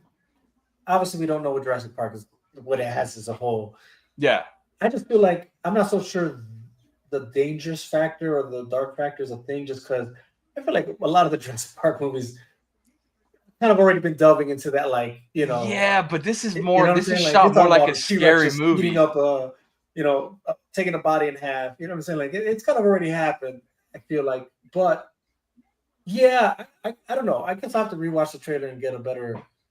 There's a mutant yeah. there's a horror to this, which is, I'm not saying it's bad. I'm gonna love this film, Yeah, but yeah. for I us, know what you're saying. You're talking about us. the Yeah. audience, the kid audience. yeah. So I'll say this: like, obviously, yeah, that's Crypto is the Baby Yoda to Mandalorian. Yes, that's yeah. Crypto's That's role here, 100%. That's what's bringing in the kids to come see Yeah, the film. possibly, but it's okay. I'll say this though: this is. I agree. I feel like that it's definitely an aspect to what's going to be like add to the numbers of the film. Mm. I feel like at the same time though, it's one of those things where this isn't the first time something like this is attempted, in the sense of like, how do we get the kid audience into the films? Like, this has actually kind of always been the argument ever since Man of Steel, right? The idea of like, oh, it's too dark, but it's like, and I say since Man of Steel, but obviously they also go to like BVS and whatever. I got you. And those films still did good, right? So I'm not, and then when they decided to, let's make it more kid friendly, that's when the numbers went down, right? I will say this: I think we have to keep in mind, like, kids don't buy their own tickets. Oh no, Parents buy the tickets, so you still want to be able to put together a film that even the adults can like, right? So like when you are looking at a film like, let's say, Lilo and Stitch, from what I've heard, it's it does well with how Sil likes to call the, what is it, the four Four quadrant quadrants. Yeah. films, like it's the men, And women, adults, kids, and yeah. if it can cover those, then it does well. um so you have to have that I can see why that's a thing, but it's when you're doing that, you also have to find the balance, right? Again, the reason I don't want to use Lilo and Stitch, because I feel like, again, that Disney is like, I also like to say, Yeah, the it's cheat code. not fair. It's not fair. It's not fair because it's like, a lot of us are going to go watch it just because of nostalgia factor. If you like the cartoon, you're going to take your kids to see it. I was mainly using that But, as a reference for the Stitch. kids as for aspect. sure. Because I is a believe thing. Superman can be a 4-quadrant film. Mhm. Because I mean, we kind of mentioned it here of how you have the comic book buddies, the bros that are gonna go watch this because I grew up on this, and then you have the kids, because you have the cryptos and the so on and so forth, and then there's factors, people saying women are gonna go out there to see it because of such and such. Again, it's hard. It's hard because for me, I'm trying my hardest to be so unbiased because like when I say I love Man of Steel, man, when I love Zach's work. Mm-hmm. It's hard for me. I'm talking about even Rebel Moon, all his work, man. It's hard, but right now, in order for me as a fan of DC to enjoy this, and again, this is just me kind of going to closing on this, is like I feel like I need to not remove myself because I have Zach's movies. I could go watch it right now if I wanted to. But in order for me to enjoy DC, or at least to attempt to enjoy DC, I need to go open-minded. And this is my approach to it. I'm not saying this so other people can be like, oh, maybe I should do this. If you don't want to be open-minded, that's on, that's on them. That's on what they feel. But this is how I feel. So this is like a lot to what people are saying. I can also see the other side of it, if that makes sense. Yeah, 100%. So, 100%. Yeah, no, again, it's one of those things where, for me, it's like, hey, everybody's entitled to make the choices they make, right. Whether it's, you don't want to see the film because it doesn't appeal to you, whether it's you don't want to see the film because you just would rather have the DC that you like and whatever, the DC cinematic universe that you like, and all that's fair. That's all fair. But like, it's people obviously are going to enjoy this film, like there is an audience for it too, whether however well it does it, I think again it's like I told Sil, I think it's gonna fall on like you said, the comic bros that are just excited for DC stuff, and so they just like to see DC movies, whatever it is, and again that's cool. Like that's again, it's and also I think 2025 is going to be known as one of the biggest years, or I wouldn't say the biggest years of comeback for films ever. I mean, we started with Sinners, and however you feel about these movies that are coming out, whether it's Jurassic Park, whether it's How to Train Your Dragon, whether it's Superman, whether it's Smurfs, whether it's Fantastic Four, everyone is just gonna be in the theaters every weekend. Yeah, every weekend they're gonna be in the theaters watching all these films. And I think every film is going to benefit from that, whether it's a low budget film or a big budget film. Especially since it's in the summer too. Yeah, I agree with that. I do agree with that. I think that's going to play a part in this for sure. I get, because I guess it's because the other thing I was looking at too when I was thinking about, like, I don't know how well this film's going to do when you have films like Captain America: Brave New World that didn't really do too well, which it probably should have, considering that it's a Captain America film. It's, it has the Red Hulk. It has a lot of. But I feel like that one is more of on how your perspective is of Captain America, because I know a lot of people who. Yeah, they're still mad that it's changed, and that's not their Captain America. Yeah, I think 100%. For us, we saw it in the comics. Yeah, yes. It's cool, but if we had to choose between Steve Rogers And the Falcon, we're going with Steve Rogers because that's Yeah, always because Captain that's America. Captain America's first. You know, True. But then even movies like Thunderbolts, you know what I'm saying? yeah, Like yeah. who a lot of people liked it, but it still didn't do They liked it more numbers. because of the ending. Yeah, Because you know of what I mean. the post credit scene. Post credit, right? So Yeah. this is what I mean when I say that. Like, it's things like that I'm like, I just don't know if this Superman film is going to be successful on that end because of just I wouldn't know if it's superhero fatigue. I don't know if that's a thing. I don't know if it's that. I think the whole superhero fatigue thing. This is just me personally. I think Yeah. that's out of the gate. Like I don't see that because then if that's the case, then Fantastic Four won't do numbers. No, true. Again, I think that's also true. But so when I say superhero fatigue, I think it more so means when. So yeah, that move that word's thrown a lot. Like it's just thrown out there without really context, and it's like it's like a blanket statement that people are just tired of seeing superhero films. I think there's probably some slight truth to that. I don't think it's actually as true as they make it out to be. Hmm. I feel it exists more in the sense of like there's an oversaturation of too much of the same. And then that's my concern when it comes to this Superman movie. When it mirrors whatever Marvel's doing, then Okay. why should I be excited to see something?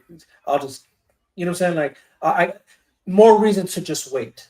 I could just wait for it to come out on streaming because it's just another Marvel movie, which sadly said, just people that I talk to that still think characters like Superman are in Marvel. You know what I'm saying? Like, because they think Yeah. Marvel is the cinematic apparatus for Well, yeah, all. because it goes back to like what we said. It's been thrown in our face for so long, for so many years. You know what I mean? And I feel like mainly it's not a superhero fatigue, and this is, I think it's been a Marvel fatigue. To now, Marvel had to regroup and redo what they used to, and now look, Yeah, look what we're getting. We're getting Robert Downey Jr. back, and we're getting all this other stuff that is getting these people intrigued.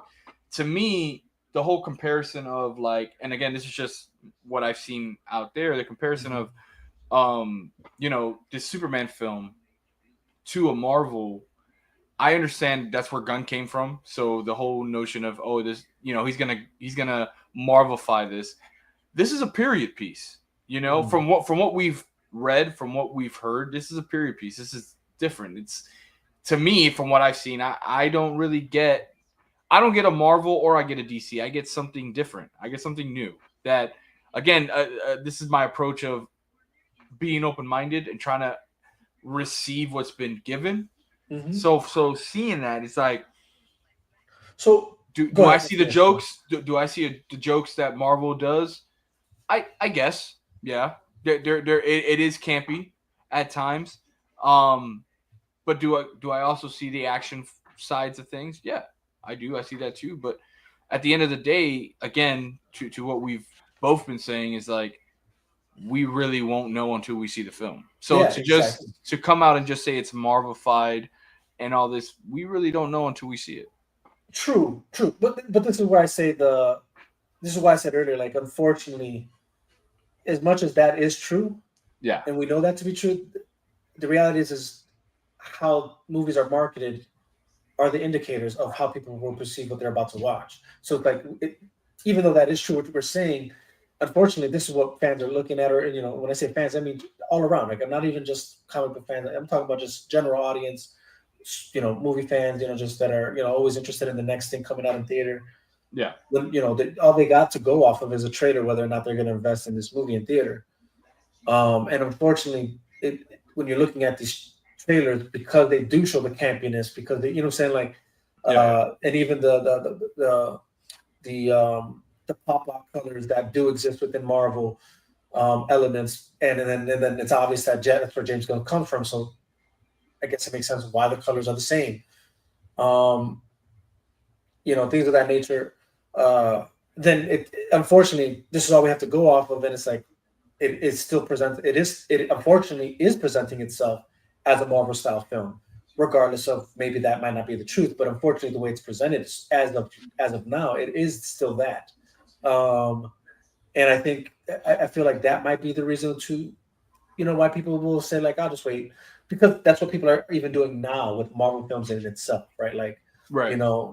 Everybody didn't go to rush to go see Captain America: Brave New World. Instead, I'm hearing now people talk about it because it's on Disney Plus. You know what I'm saying? Yeah. Now they watch it now because it's on Disney Plus.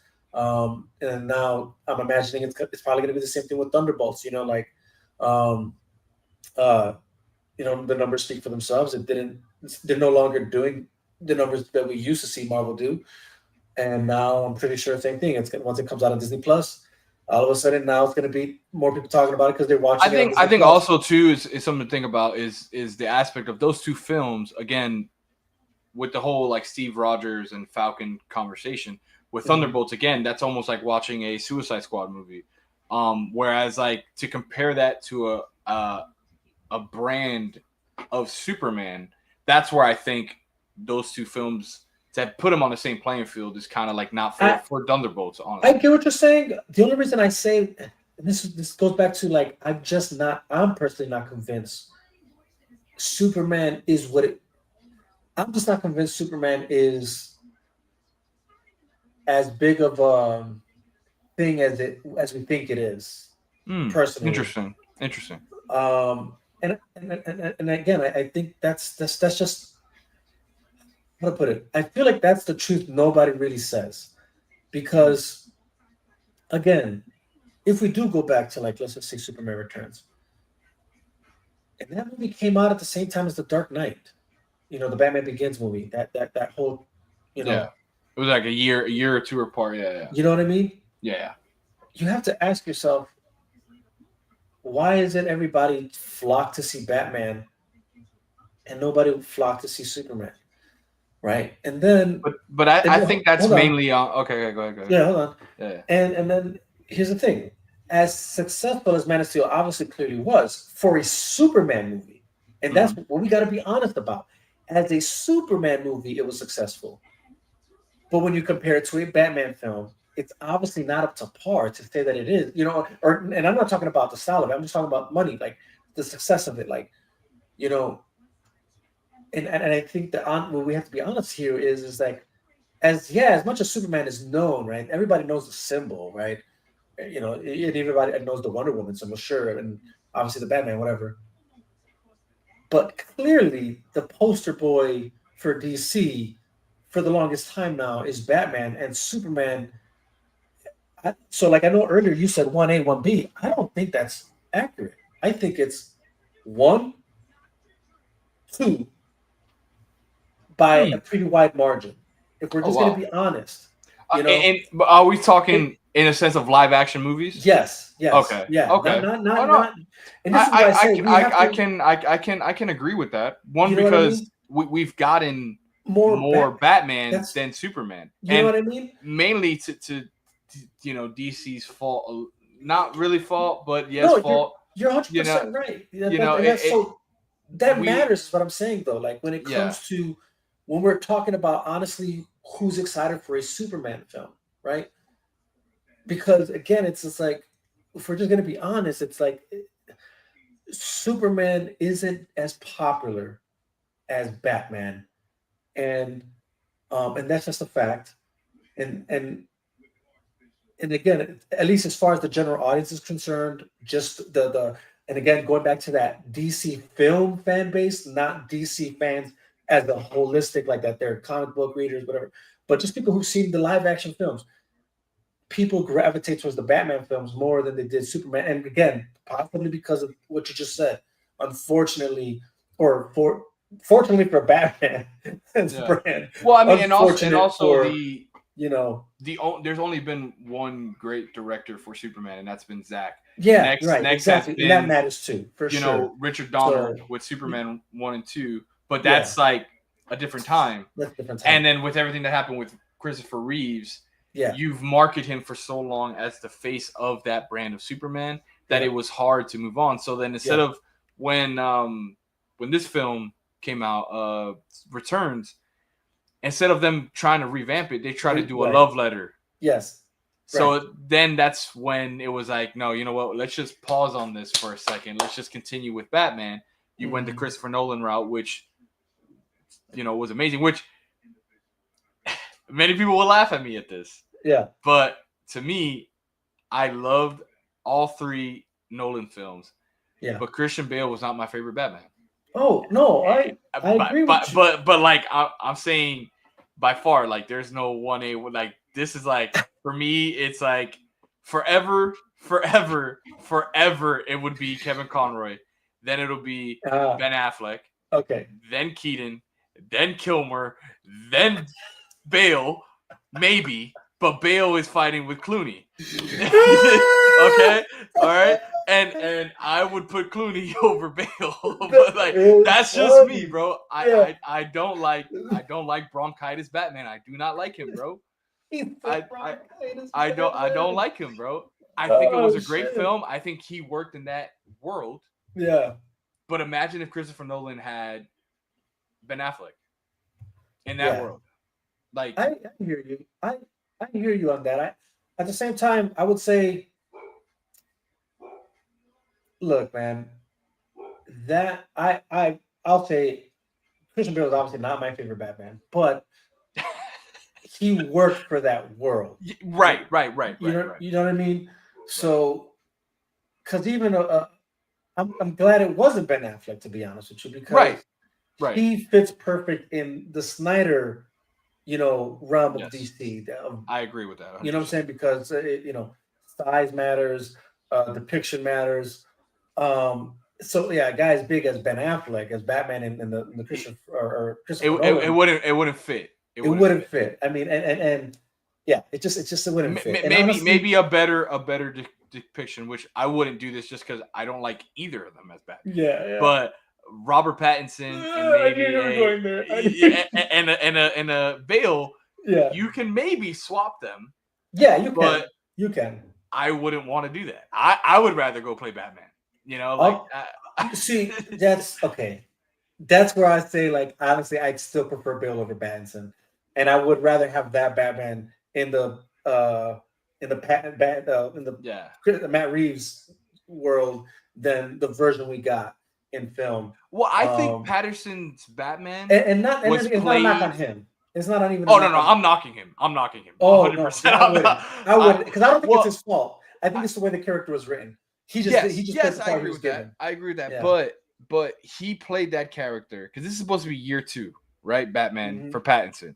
Right. He played that like Batman Begins, which is why I would say for that Christian Bale, I think Christian Bale, the way he played that character, it worked well in that film. But for you being Batman, it was like a switch. It was like quick for him. Where I feel like if that's going to be your year 1 Batman, I think he would work better as a year 2 in the Pattinson verse. Whereas Pattinson is trying to figure out how to be Batman while he's supposed to already know how to be Batman for a year. Yeah. So that's why. Yeah, that's right. No, that's right. That's why I say I can see Bale in the Matt Reeves universe. Yeah. You can put him in that year 2 category. Yeah, that's. Shout out to Snoop. He just got his award right now. Yeah. He's up there with Dr. Oh, and they just announced the actor who's gonna be playing Snoop. Oh shit. Yeah, he's in the stands right now. That's crazy. Shout out to the Dog Father, man. Yeah, look at Dr. Dre behind him too. That's crazy. I'm trying this damn ass one. Every time he points something out, I gotta go back and watch him freak laugh. But yeah, man. Oh shit. Let's see. Okay, here we go. Hey, yeah. All right, Snoop. I see you, bro. Looking sharp. Man, shout out Dr. Dre too, man. Right there behind. Yeah, man. That's what's up, bro. Crazy, man. Dr. Dre looked like he's kind of oh, here he is. Oh, what's he saying?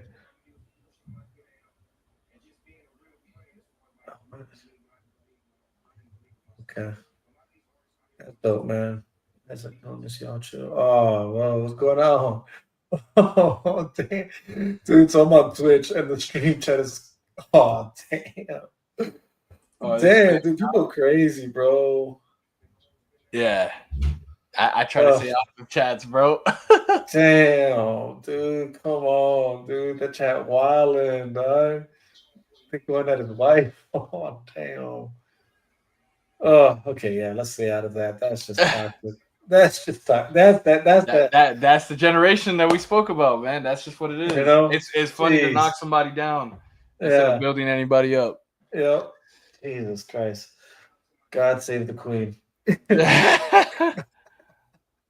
Oh man, but all right, yeah. So I think, I think it's fair to say that when it comes to this new Superman movie, we have yet to see what's going to happen. Yeah.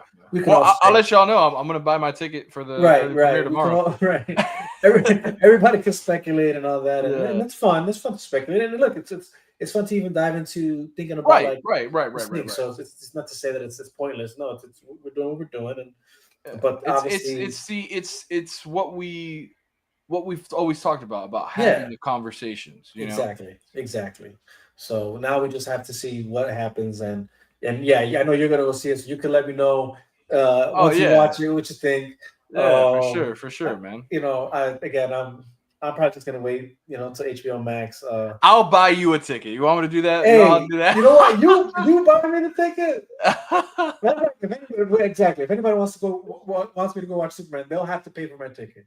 I'm not gonna go watch it on my own dime. No, I'll let you know how it is, man. I'll let you know how it is. Hey, you go. You know what? If one of my guys says like he wants to go watch Superman, he pays for my ticket. That'll probably be the only way we'll go watch it. So yeah, if any of my homies, you know what I'm saying, y'all trying to see hey, he put it out there, y'all. He put it out there for you. That's the only way I'll watch it. Y'all want me to watch it? I'll watch it with you. But yeah, I'm not I'm not intrigued in watching it myself, or waste my own money on it at this moment. I'll just again, I want to watch it to have my own actual honest critique of the film for sure. And that's just my honest opinion on any film. It's like I have to watch a film to give anyone my honest critique. Right. I'm not that type of guy who's like I'm just following what everybody's saying, and obviously, yeah, I'll see what's on the trailer. I'll tell you what I dislike, and I'll whatever. But 100%. But I'll still obviously I want to watch a film to get the most purest critique I can give it, But yeah, if I can wait for it to come out on streaming, I'll just do that. As of right now, again, if somebody pays for my ticket, they want to go watch Superman, then so be it. But yeah, and hopefully the toxicity among the fandom can just chill out for a bit. People could just. It's not going to, bro. It unfortunately, and I feel like they'll still find something. Yeah, they'll find something else to. Yeah, that's true. I mean. If it's not this film, then it's gonna be Peacemaker's gonna hit the fan, and then if it's not Peacemaker, it's gonna be like Supergirl next year is gonna bomb, and then it's you're just like all right, bro. You're either gonna watch it or you're not. Yeah, exactly. I mean, and honestly, I think Supergirl's probably gonna do a lot better. That I do believe. But yeah, it's just I guess it's just in our human nature, dude. Which is sad because it's like, gosh, darn it, you know what I'm saying? Like, I miss the days when we would tune into Silstream and we were excited for things, dude, and just whether it was DC or Marvel, whatever it was. Yeah, dude. I mean, that's man. Even it's sad because that's how it was before, man. It wasn't. I mean, even when you go back, to just again, the. And this is what this is something I did tell Sil that I was like, I think this is the sad part of why we're witnessing what we're witnessing is just that, and why I think it is important that movies stand apart from one another. And I think that's why till this day, I think the peak moment of comic book genre is the Nolan Snyder era to Marvel because it was different. It was night and day. It was. You can go and watch a Marvel movie for what it was and appreciate it, and then you can go and watch a DC movie for what it was and appreciate it because it was different. It didn't feel like you're just watching the same thing. Yeah. You can differentiate the two universes. 100%. And I feel like that's kind of what we lost right now. And we talked about that animated movie, Justice League War. What I liked about that so well was because these characters did not know each other. They met up first, and then they spun off to their single thing, which is the approach Zach, I felt, was trying to take. Was bringing them together and then branch out to their solo films, which that is the total opposite blueprint of what Marvel did. They had each single thing and then put them all together. And I don't know, man. I think it would have worked. It would have. Yeah, it would have. It would have worked. It did for what it was. You know, it did. That's the thing, and it did. It did. And that's the part like a lot of people are like dishonest about. You know, it's like at least for those that are so I guess anti Zach, whatever. It's like you guys are being dishonest because as much as you guys didn't like it, it clearly was liked. Yeah, the numbers speak for themselves. It was like so much that people who don't like it are still talking about it till this day. Like to make it make sense, you know? Yeah, exactly. It make sense. It's that was peak though for me. I feel like it was like I was able to go watch a DC film, you know, and appreciate that it was what it was because it was just different from what a Marvel film was. And again, even being a DC fan a little bit more than Marvel, but I still do like Marvel too, you know, so being able to go watch a Marvel movie and enjoy that for what it was, you know? And like you said, yeah, you're right. It was even different on that level, like of how they were presented. You're right. And here's even how more clear even that is, which again, this goes back to that dishonesty that existed back then, and that's that it wasn't even just in Justice League war storyline. Again, even if you go to the Justice League animated series, that's exactly how the first episode starts. It all together, and then each episode is like its own thing. Yeah, 100%. But that is how Justice League for the longest time was always depicted. There was these group of superheroes. They noticed that the world was being taken over by, if not the government, other species from other planets. They had to get the best of the best together to figure it out. And then if they were a team, they were a team. If not, you know, they'll come together. Yeah. But yeah. But so that's that, dude. What do you I think we're done with that. I think we we're good. Yeah. We're good. We're good. We're good. All right. Let's dive into, and then we can end it on I guess on this discussion. Let's talk a little bit about politics here, I guess. Yeah, let's go. Let's do this. So to be fair, yeah. All I really know is this whole situation that's going on between Musk and Trump going back and forth. That's the brink of what I know of why they are. I don't know why they are. I'm confused because I felt like Musk was his champion to now it's like, what's going on? I personally work on Starlink, which is the new satellites and internet service for aircrafts, for personal jet aircrafts. So a lot of it has been stopped. Don't know why. Yeah. Could be because of this. Right. You know, we don't know. But so that's as far as I know on that.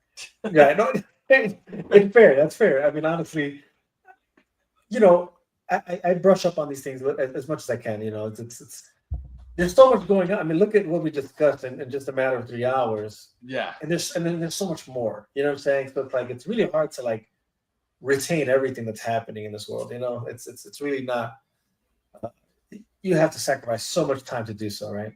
Yeah. But I will say, that whole for sure that's definitely the highlight of you know, in reality, right? Like it's the highlight because it's the most entertaining, you know, which is what's so funny to me because it's like, man, this is what you get every time, you know. You can never say like this. History will remember that in both terms of Trump's presidency, the people were entertained. That you cannot, nobody can say that you were not entertained whatever happened, either in the first term or second term, there was always something that entertained you revolving Trump. And for sure, this I think was even more elevated because we're talking about Elon as well, who is just as animated as Trump is when it comes to how they I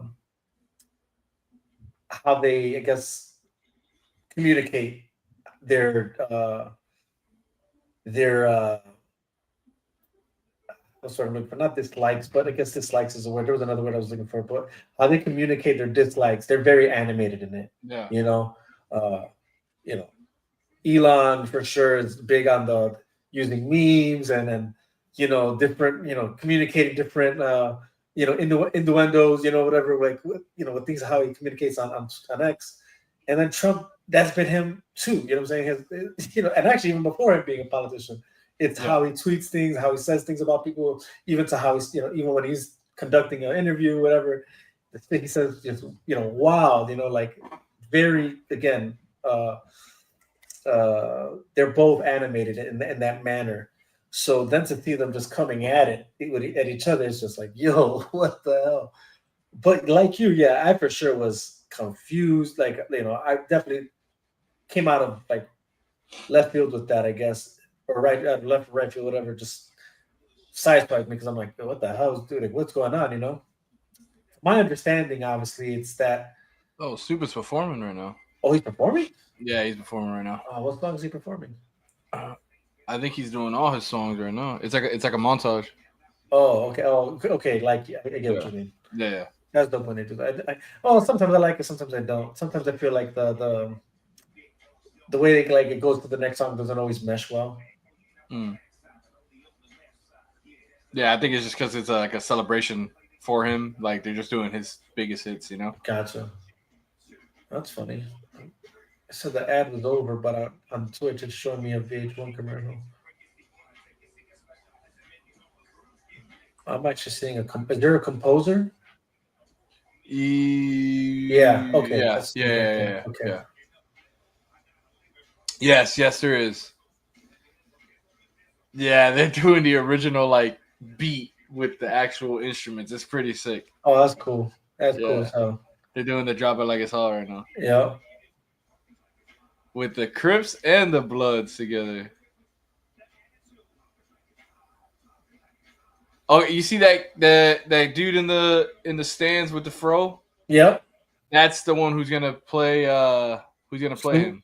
Yeah, he's gonna play Snoop with the sunglasses on. Wow. Yeah, but my bad. All right, yeah, back to what you good. You good. That's dope as hell. I really wish we could show it, man. Yeah, I know. But yeah, like to my understanding, it was that whole like big beautiful bill that they're trying to pass in the Senate now. Yeah, I guess apparently Elon was not in favor of. I think what it is he felt like where his job at Doge was to, I guess, cut spending, and then apparently there's some aspects to this bill that has to deal with spending, and but it's not really what the bill's actually all about. So, and this is the part of politics that just sucks. It's like, in the sense of like, you would think like, why can't you just, make individual bills for each individual action that you're trying to push forward? I will say, like, digging a little deeper into it, it turns out that there's processes to all this. So if they were to do that, then so that's one aspect, is like, so the chances of like how long it would take to see, because you could only move one at a time. You know what I'm saying? Like, you can't introduce multiple bills at once. So it's either you introduce one bill with multiple facets to it, or one bill after the other, and then there's this like process to it or some shit. So the idea is like you have to sometimes add many things to one bill, but then the other aspect to that is then you also are now working within what will it take to possibly have the Democrats say yes to sign on to the bill, and then also even within the Republican Party, who what are you gonna what can you put on there that all of them can say yeah, whatever. So unfortunately, that's like, I guess, why the bill has certain things that I guess might not seem appealing, but I guess apparently this is what Elon didn't like. And personally, from my end, kind of going back to like how this affects me personally, how it affects you, I guess, with that whole Starlink thing. Um, I personally would love for this bill to go forward simply because it has that no taxes on overtime, which like I need that. You know what I'm saying? I need that. Mm-hmm. I need that extra money in my pocket, bro. You know what I'm saying? So it's like, Elon, hey, bro, I know you might not like it, bro, but I need it. You know what I'm saying? Yeah, I well, yeah, personally, I you think know what with I'm saying? Elon, he was promised that for what from outside looking in, right? Yeah, yeah, you're right. What, Exactly. what it seems like he was promised something at a certain extent that he wasn't giving it to him. So now it's like, Mhm. oh, I backed you, I did this, I did that. So then now us outside looking in are seeing this. It's like, okay, so you endorse this guy. Like Mhm. now what? Now you want to impeach him because he's not agreeing with what you. It's like, bro, like Yeah, so was your support fake? That's right. how I'm seeing it. You know? Yeah, that's unfortunate what's happening here because it's like, and it's fair to ask these questions because that is what it kind of shows. It's like, all right, hold on, bro. Like, it's okay to disagree with something. Like obviously, y'all again, just how we discussed, like we don't have to disagree, we don't have to agree on everything for us to just get along and move forward, right? Yeah. So all of a sudden you disagree with something and now you're talking impeachment, you're talking about you're trying to incriminate him to be a part of the Epstein file. It Yeah, just was kind of and like, it's crazy because now you start to put things together like who he hangs out with, certain things we've seen in the past that he's done, whether it's take certain drugs. So then you see these people now. It's like, oh, you know, him hanging out with Amber Heard, is that a thing now? Like, it's like a yeah, lot yeah, of different things now. So it's like, it, yeah, yeah, yeah. Again, it does do that. It forces you to question these other aspects. Here's the thing: I can say this, like from the again outside looking in, the way I see it is, I get Musk's point. Like I get it. You're right. Like you were sent to do a job to cut government spending, and now it seems like you feel like maybe it's going the opposite direction. Maybe a part of it is that you thought, or you think to yourself, why is it that only the EV mandate is the only thing that got suppressed, whatever, but somehow you're then giving benefits to, oil and other yeah, other motor companies, whatever, and so I get that too. Like if we're talking about a fair playing field, then nobody should benefit anything, and let the market decide who prevails, whatever. So I get that point too. But that's also not politics. You know what I right, mean? Like that's right. unfortunately just not how politics works. And it's not to say that companies should be able to like buy their way to get what they want. That's not what we're saying here either. But you also have to look at overall what affects what moves what forward, right? What's more beneficial right now compared to Yeah, what will move the and needle. not even right now. Maybe you're looking at something that's long Yeah, term, where it's yes, like what we talked about earlier about the whole like fixing what's going on now, like going in the right, moment. right. You know, To what can be, yeah, exactly. yeah. So again, I get his frustration. I just don't see why he felt the need to go off the rails the way he did. That part was weird. But all that to be said, none of that takes away also from what he did do, right? And meaning like this man did put his own companies to the side Yeah, to help the government. You know what I'm saying? yeah, And help it, get more fiscally responsible and things of that nature. He risked his own credibility, like or his own, popularity, so to speak, right? Like you're talking about a guy yeah. who for the most part, was beloved by Democrats because he was about, clean Can we energy. touch on that for a little bit? Because I find Yeah, it very. I guess the best term I could say is fake. yeah, How now that Elon is coming out and expressing how he's feeling now all of a sudden these same yeah, yeah. Democrats that were against him are now like, oh Now yeah, like voice, that's our yeah, guy. It's like yes, it's yes, almost like the politics has been what our social media experiences has been. with Twitter and all this. You know, you're right though. It has been. That's actually kind of like something that uh, that Peely touched on.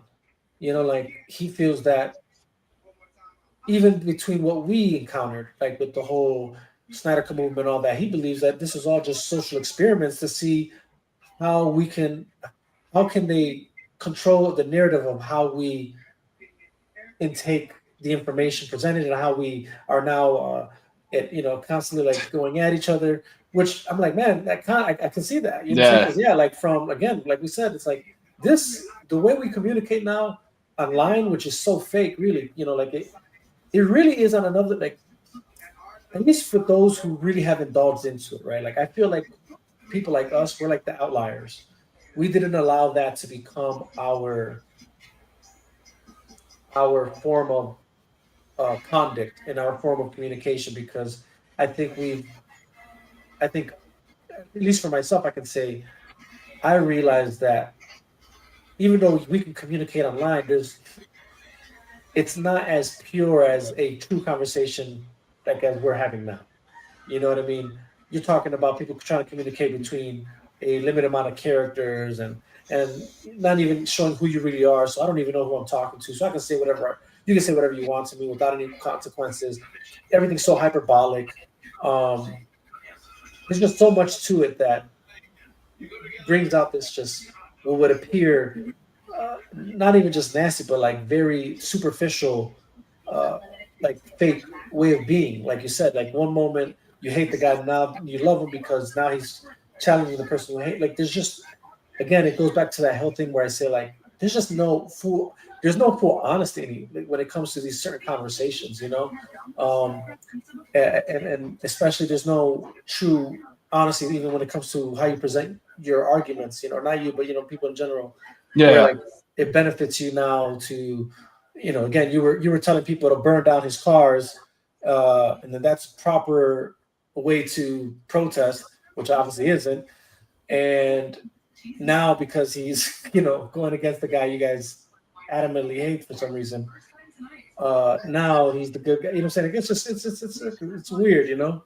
Yeah. Um, but like, on that, I will say like you know this guy. That being said, did go through that right for the sake of what he thought was right. Yeah. So like, despite what his moves are right now, you just can't take away from that. Like, look, man, the guy put his company on the line. Clearly, you know what I'm saying? You have cars, dealerships being burned down, you know, EV But stations, you to, know. to your point on that though, I mean, like I agree. I agree. He gave up a lot to be in this position, Mhm. but doing that and being who you are, knowing like how close him and Trump were, you have to account that this could have been a possibility when you do Yeah, that type of stuff, right? So like yeah, my 100%. thing is, and I talked to a coworker of mine about this, just very minimal, nothing crazy, but his ideal was he feels that he didn't expect to get this type of, because as much as people were against Elon, a Mhm. lot of people praised Elon for doing and acting how he did 100%. throughout this whole election. Right. So what my coworker was telling me is that his mindset is that he believes that Elon didn't expect that type of reaction from the people. And now with seeing that, maybe he wants to now be in the government office. If Trump can do it, why can't he? If you really Mm, think about it, Elon is the apprentice to what Trump was. Trump started as what Elon was, mm, a entrepreneur, a mogul of his own business, and then eventually became into the public figure. Then he came into the office, and then now he's been president. So Elon could take that route. Now, is this the right route for Elon to do? I don't think so. But yeah. the way our world is today, this could be a way for him to. Again, you mentioned he had the Democrat side on him, right? Mhm. Then when he started going for Trump, then the Republican side came in. So right now, if he does his own avenue, he can have both sides. Mm, So mm. they that could be something to kind of see, Yeah. but I doubt anything of that would happen soon. Yeah. That we know of. Yeah. No, that's definitely an interesting perspective. And it's probably not off the table for sure, but I think I agree with you. I don't see it because that man just has too much other stuff going. Like again, like there's the inside look into how that would play out is already played out. You know what I mean? And what I mean is like he not even being president or any actual like official government representative, just being a government just partner in the sense of like with the Doge thing and helping out, even just him doing that backfired on him. Like on him, I think, and correctly how your coworker said, I think what he didn't expect. I think he thought to himself like, man, like, and again, it's not even bad that he thought this because you would think people can appreciate you standing your ground on what you believe is right and being honest and transparent and then also like known for doing good things, right? Like, for all this talk about people, if they were interested in saving, the ecosystem of the planet, and then fossil fuels and all that. Well, this guy created the electric car. You know what I'm saying? So it's like, or a electric car vehicle that it's actually pretty popular and everywhere you drive, you see one now, right? Like amongst regular cars, they're combustion vehicles. Yeah. So that's that. You have this guy created, the SpaceX. You know what I'm saying? And the things he's able to do with his rockets. You know what I'm saying? Like the shit he's created. That now actually. So this is the crazy part is like, which is kind of like I don't know how this is going to play out, but the government right now relies on certain things that are made at SpaceX to even properly conduct missions from Earth to these like space stations, in space and like satellites and things of that nature, so it's like this is who you're relying on. So it's kind of like, what do you do now? You know what I'm saying? If he's out of the equation, that's kind of crazy. Yeah. And then, like you said, Starlink in itself, Yeah. So that's why, like, I think, again, it's entertaining as this was. I personally hope and think that this is how it's going to play out, and I hope it's how it plays out. It's eventually cooler heads will prevail. And I think this goes again, this is a good kind of wrap up because it goes back to what we said in the beginning. There's so much out there that shouldn't be out there. We should not have known that this happened because for all we know, they're freaking smoking cigars right now, cheersing up, some tequila, and they're having a good time. Yeah. And to the fact that it's gotten to this, it's we as a society need to kind of ease up on this whole like, yes, this right here, this is a great tool, but that's exactly what it is. It's a tool. This shouldn't be, whether it's AI, whether it is what it is, that is a tool. Yep. I make pictures on AI. I write stories. I'm actually working right now on this book that I've been trying to write, but I don't know how to put it into words. So I'm having fun with it, and I'm using the AI tools for it to see what comes up. Right. So I'm trying to do that, but like I said, I'm using it as a tool. I'm not using it as a way of life of let me go talk to ChatGPT about some girl who's not talking to me. No, I know people that do that, which is crazy to me. Like they have full-on conversations with ChatGPT, and it's just like, bro, like sometimes y'all need to just go outside and still love saying this. Go touch some grass, and do some angels, like y'all just need to chill. Yeah, that's true. That's true. That is this is definitely where the climate is. Like as a society, we I guess are prone to do. I mean, at least for those who really engage into that. I feel like some of like guys like us were the outliers. It's again, it is what it is. Unfortunately, this is the time we live in where we know anything and everything that's out there under the sun for the most part. Which again, sometimes is good, but sometimes it's just bad. Like again, but even something like this, it technically was technically it was Elon who put it out there. You know what I mean? Like he's Right, the one right. who initiated the whole like.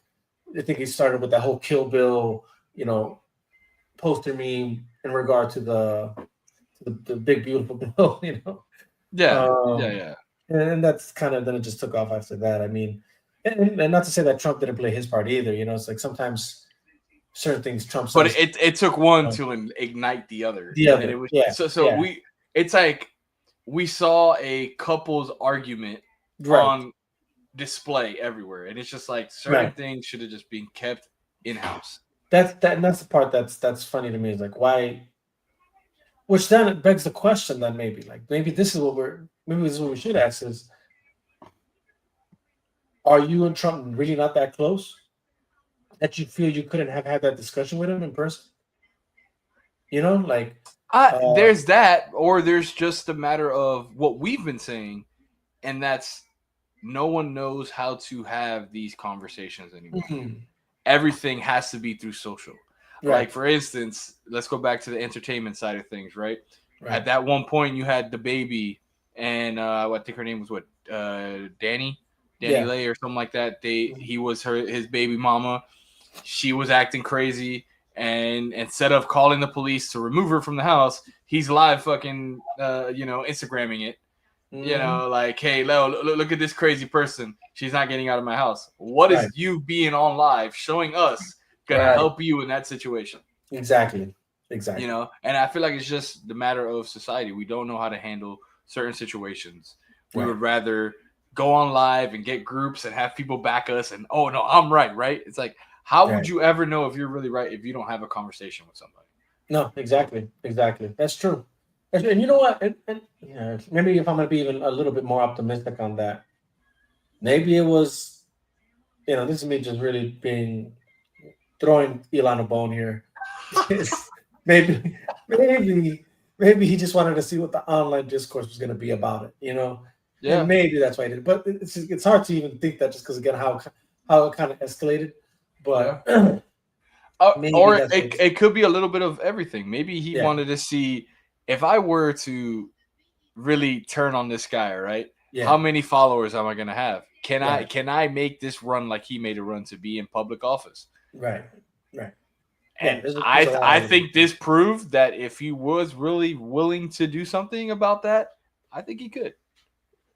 yeah. Yeah. I mean, look, he hit himself as a force to be reckoned with. You know what I mean? Like he is like a Trump like figure in the sense of like Yeah. you know uh there's Shout what out I to was. Glorilla. He's up right now, She is, yeah. She's or up right she. I there. mean, Yeah. my bad. Nah, Um, she just got an oh, award I right now. see. I see Yeah, now. yeah. God What bless her, awards man. did she get? Uh, Best best gospel. gospel and inspirational. Wow, What? I got to listen to that song. Yeah, 'cause I'm like, Rain down on me. oh, Yeah, she was playing the piano earlier. oh, really? Okay. Yeah, she can Oh, sing though, man. oh no, she definitely can. She definitely can. I just haven't heard that one too. Shout out to Glorilla, man. All right, yeah, back to Elon though. You gotta glow up. Yeah, Yeah. I guess he has his own glow. yeah. You know what I mean? But yeah, no, that's it definitely stands that he has that kind of personality similar to Trump, right? That it's like Yeah. there is like a gravitational force to him. Um, I just feel it's like it's for different reasons. And again, I'm not so sure with everything he's got going on that politics is his lane.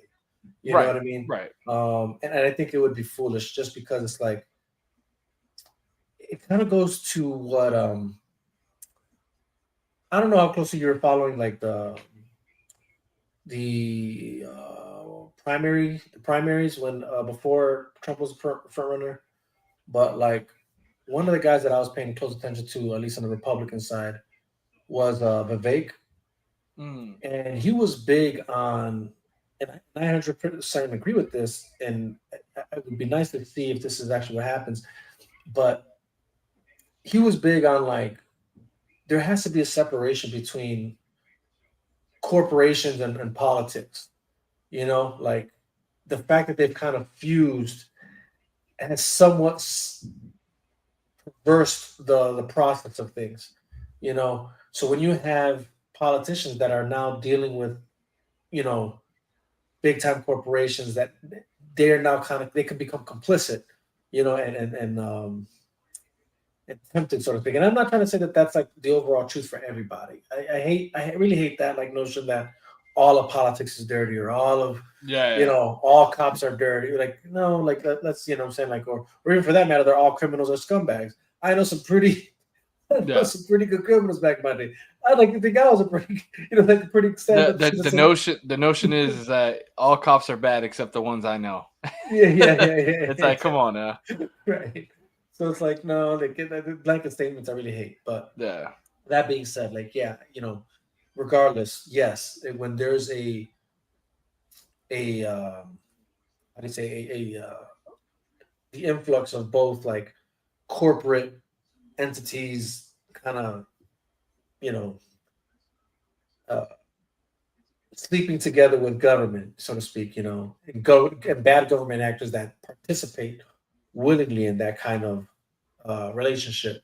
That's just not good, you know. So bad enough if you're already a guy who owns said different types of enterprises that stand to gain something, you know, if you then become part of the government, you know what I'm saying, or like really involved like that, then it's like, are you willing to do something like Vivek did, and that's sell your companies off, you know, Hmm. and move it on, and then because now you're willing, you're just trying to uh, cement yourself in politics now. This is now your lane. You're done with enterprise, you know, at least individually yourself, you know. Um, so like things like that are there's something to be said about that. You know, there's a discussion there is what I'm saying. And I just feel like, with that being said, can you even focus on government when you have, oh snap, did the riots, did the LA riots reach you, bro? Now, oh, is that coming from me? Is it? Oh, I thought that was coming from Oh, no, you. it's over here at my end. Yeah, I was like, what's going on? I have no idea. I was like, yeah, how are y'all hearing that? I'm hearing it. Oh, what the? Well, no, it's not my car. My car's in the garage. Son of a No. bitch. Okay, there we go. Yeah, I said to the LA riots reach you. Shit, all the way down here in Florida. That's crazy, bro. Yeah. Yeah, that's just crazy right now too. That I don't know, man. I feel like that's like another indicator of like just where we are as a society. You know, just like Yeah. people are just losing it, man. You know, and I don't again, know, it's man. You kind of hit it on the nose earlier with that Terminator aspect, man. I don't know. I don't know, yeah, bro. right, Hey, right. that's a little scary to me. Yeah. I mean, yeah, it's just crazy, dude. You know, you know, it's one of those things where it's like, look, again, it's like we can all be mad, we can all, you know, we can have our own opinions, uh, feel how we want to feel about things, but what the hell happened to like just civil conduct or like, you know, like can we properly communicate what we feel about something, what we have to say about something without alluding to the most egregious acts, you know what I mean?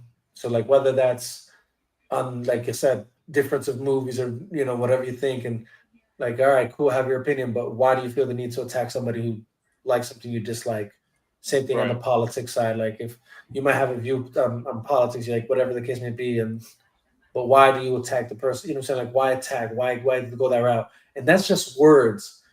It's even more crazy now once you're talking about like action. Like, what makes you think it's okay to loot stores and burn down cars and destroy property? Possibly, It's the viral moment. They want to yeah. leave their viral moment in the You're world. right.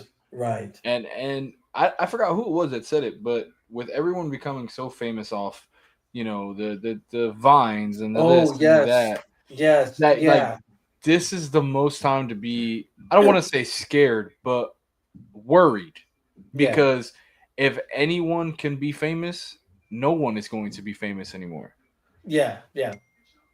So it's Well, like, um, it's like you said, the um, the I forgot who said it because I think I know who you're talking about. Yeah. And what they're saying is that because this exists now, it just goes. Matter of fact, this actually kind of goes back to what we said at the beginning. Power, money, Yes. fame pushes you to do the things that normally you know you shouldn't do, Yep. but you're tempted to do. So now that you have a device that you can record whatever that possibly can make you famous, for the Yep. sake of that, you will do the thing that deep down you shouldn't be doing. You know what I mean? Um, and there's that fake. There's a sense of fake self righteousness there, and that's and even goes down to the most basic, like even what you decide to like. I guess. Well, maybe it's not that, but that in itself, for sure, I think plays a part in that. It's that whole like, oh, I could be famous if I record myself doing this right now. If I Right. record myself being here, like, uh, you know, flipping down cars, whatever, like, um, breaking into this establishment, the shock value alone of it, it's gonna give me views, whatever, blah, blah, blah. You know what I'm saying? Like, which is just so weird. But then they also just even that in itself, like, listen, if we're gonna be honest, there's elements of that are just even without social media, it's people just do that just because they can in that certain environment, right? Like it's like, okay, all all gloves are off right now, so let me come up on some, I don't know, whatever the hell you want at that moment. You know what I'm saying? Yeah. Whether No, it's like sure. I'm gonna break into this Foot Locker, get some sneakers, or Like or it justifies it. It yeah, justifies it, you know? it justifies it. Or I really have a thing for harassing women, so I'm gonna harass these girls, right? You know what I'm saying? Like because I can, you know what I mean? At this moment, because there's disarray, you know what I mean? Or I really want to punch somebody in the face, so I'm gonna do it. You know what I'm saying? Like Yeah. if that's your natural inclination or like how you feel about certain things, now you have a blanket thing that's gonna be able to you feel can cover you in that arena.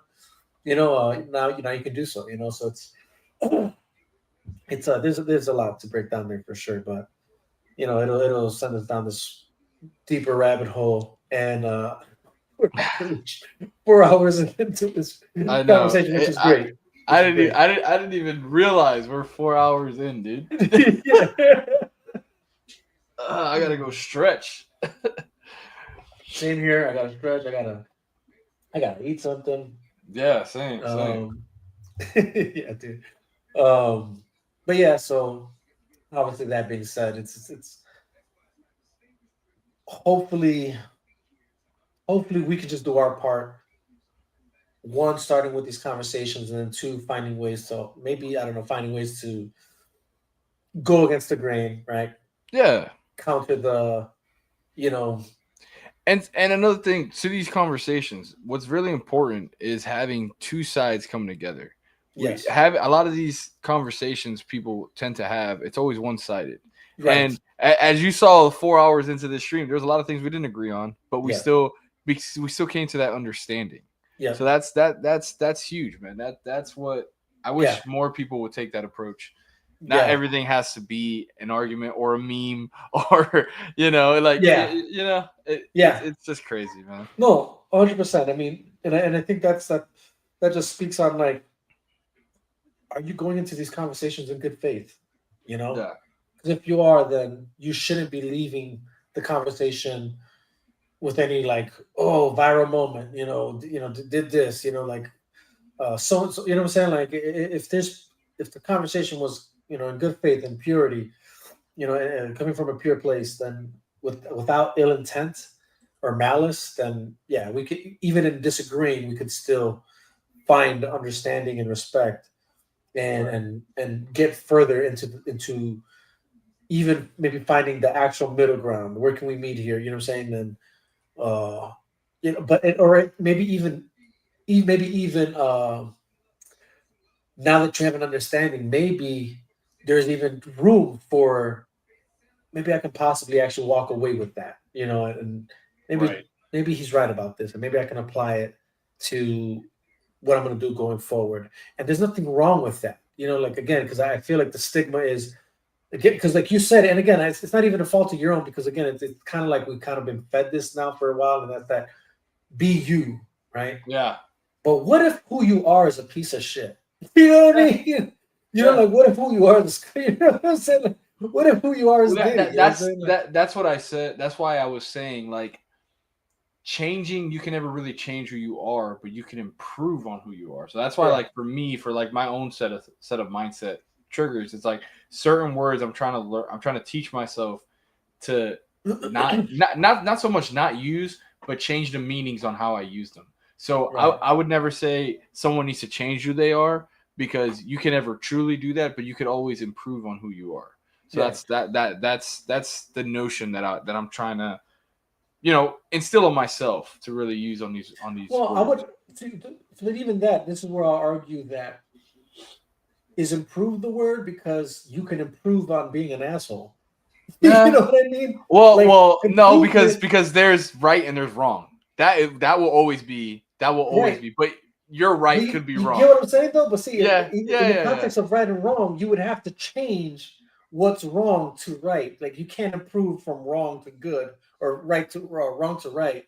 Uh, you get what I'm saying? Like No, other I than get you. I get you. I in the get you. context of like, yeah, I know. I mean, I know what you're trying to say, right? I know Yeah, what you're yeah, trying to say. I'm just I'm challenging the apparatus of it because again, it's like the stigma of being afraid of change is not a good one because it's like no, change actually could be good. You know what I yeah, mean? yeah. And sometimes is necessary in order to improve your life. You know what Yes. I mean? So like, so it's not it's not I just don't want to shy away from that because sometimes change is necessary. You know, um, and it's okay. It's okay that you were in the wrong, and Yeah. you're looking to find what's right.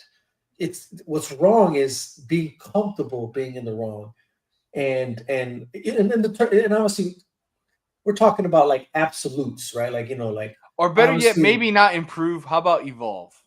How about yeah, evolve? that too. Yeah, yeah. You know what I'm saying? And, Like, but evolve, yeah, evolve into something. because Yeah, I just feel like change in a lot of ways, and I see what you're saying. The negative notion of change should be changed. Yes, 100%. I agree that's with what that. I'm saying, right? Because But it's because it's like I negative. just You know, the word itself, I've in myself I've used it negatively. So it's like I like to gotcha. use a different word. So, Right. but obviously it means the same thing. Yeah, But yeah, exactly. yeah, yeah, Exactly. exactly. Exactly. Yeah, yeah, We're saying the same yeah, thing, really. yeah, So exactly. it's, but yeah, it's if we can strive to be better or better the better versions of ourselves, or and the to hopefully one day achieve the best version of ourselves, you know, and that's okay because guess what? We're all there. Like I just feel like we have like if we could just be honest and say like man like you know who I was then back then in the day is different from who I am now, Yeah, and who I am now I feel is a better iteration of who I was then, um, and that's we should be okay with that. Like this idea, like accept me for who I am. I mean, but like, what if who you are isn't good?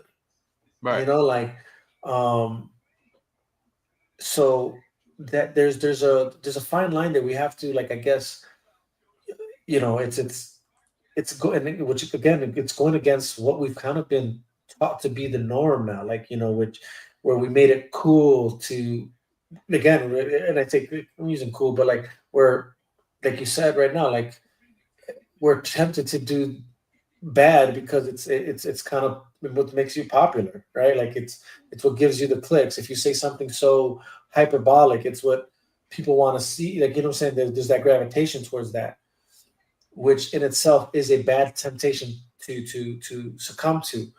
And I'm not saying it's easy because I mean there's probably times I've even fallen to that, right? Like where I think about the most clever thing to say that I know is a bit hyperbolic, Yeah, but I know people are gonna love it, and I'll say it, and it's like then I'll think back like I could have probably said that better, you know what I'm saying? Like, but I know I said it the way I said it because I know it's people will gravitate to how I said it, So again, I say these things being victim myself to it, you know what I'm saying? yeah, Being yeah. uh, you know, fallen in that same category of things. So, and all that to say that I get it. I can relate to it. I'm not, I'm speaking what I'm speaking now, not because I think I'm better or because because I've always thought this way. No, I'm saying what I'm saying now just because this is things that I've learned as I've grown in life, Yeah. and realizing like, man, there is a better way to say things, to speak to each other, to think about things, to live life. You know what I'm saying? Uh, and it's also possible that some of these better ways are things that already exist. That if you find it, it'll show you. You can learn from it. But yeah, all that to say that hopefully, like you said, after this discussion, people can see that look, there's things that we obviously agreed on, there's things that we obviously disagreed on, but we coming out of it understanding each other, respecting each other, and then still thinking to ourselves, how could we improve either one starting obviously with ourselves, right? What can we do to improve ourselves Yeah.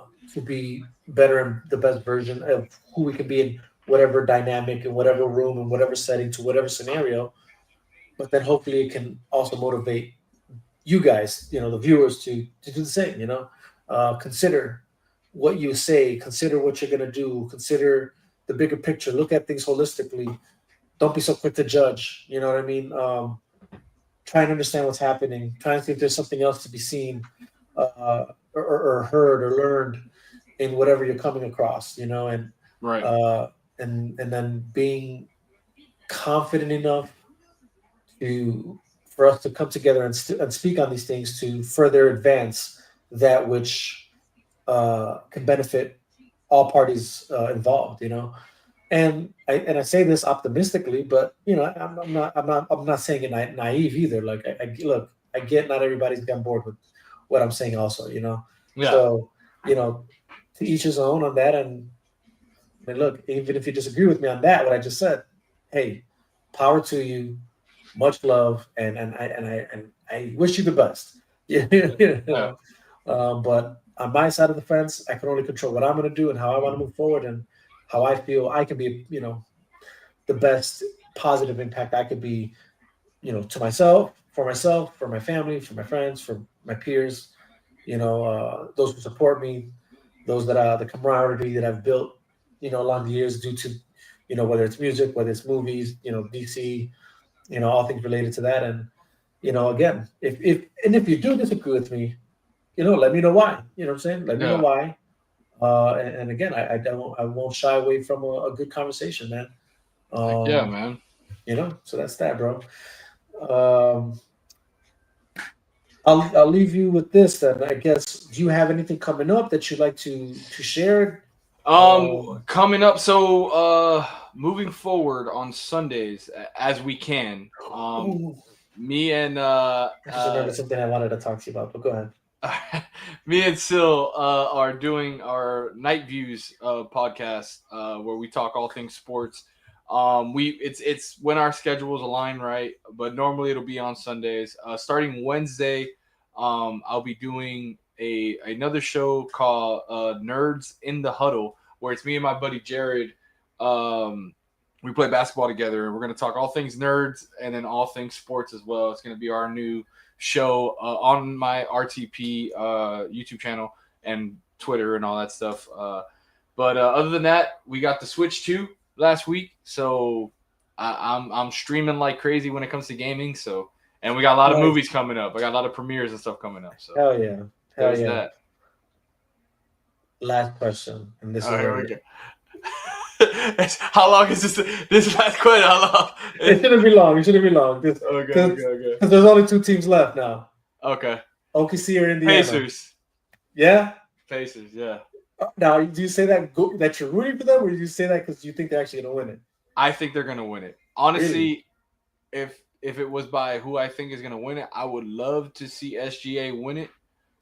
Just because I love what that team has done this year, but the team that's been tested this whole entire playoff series has been Indiana, and as a basketball fan looking at it, I would be dumb to not say that Tyrese Halliburton will have another game to save this franchise.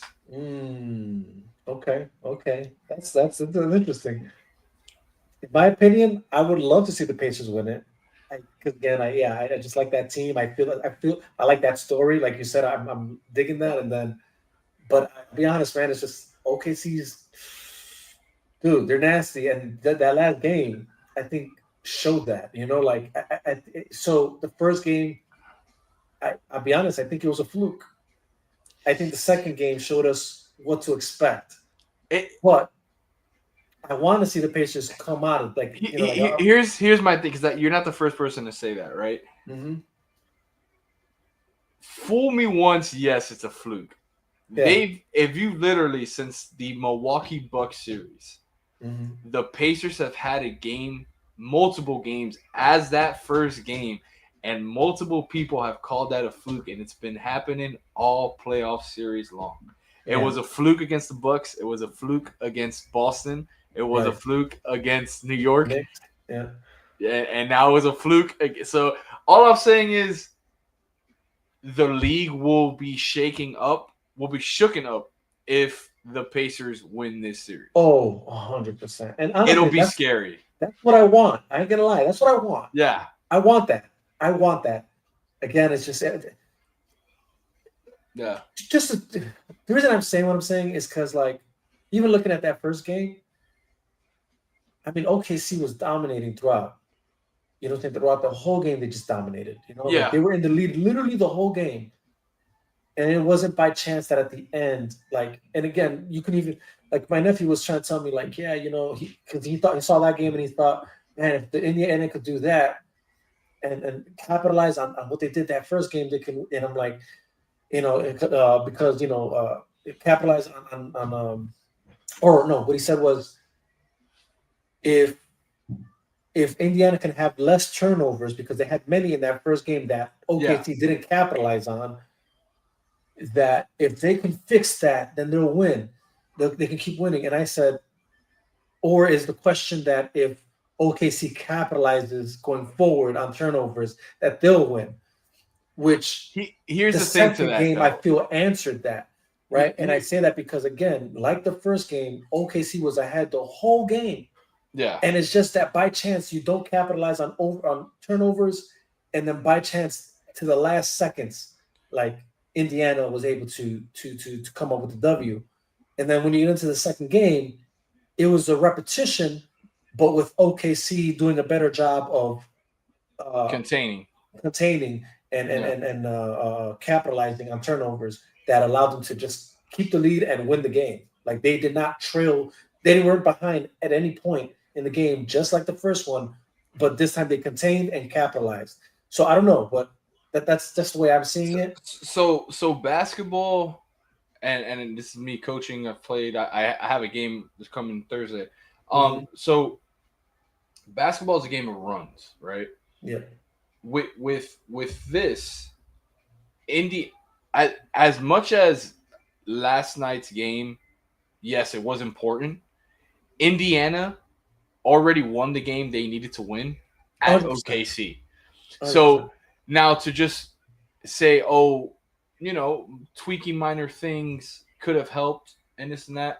Obviously, looking at the OKC Thunder, you got to give them their props. They're going to come out and always have a game like this, especially if they contain the people they need to contain. Now, with that being said, the pressure was on OKC yesterday. 100%. Like to the point to whereas, and I'm not saying they did this, but Indiana could have took their foot off the pedal yesterday and lost to revamp to then come back home and get a 2-1 lead. OKC, you do not want to be down 2-1 against the Pacers. Yeah. If that happens, OKC, you're gonna see them change all playoff series long. They did not change their lineup. Playing the Pacers, they changed their starting lineup. You had to. Yeah, 100% you had to. Yeah. But that, to me, speaks volume to how good Indiana Pacers are and can be. Yes, 100%. So if Indiana happens to win next game, which is I think tomorrow or the day after, that OKC, you're gonna see them. You're gonna see them being panic mode. Yeah, right.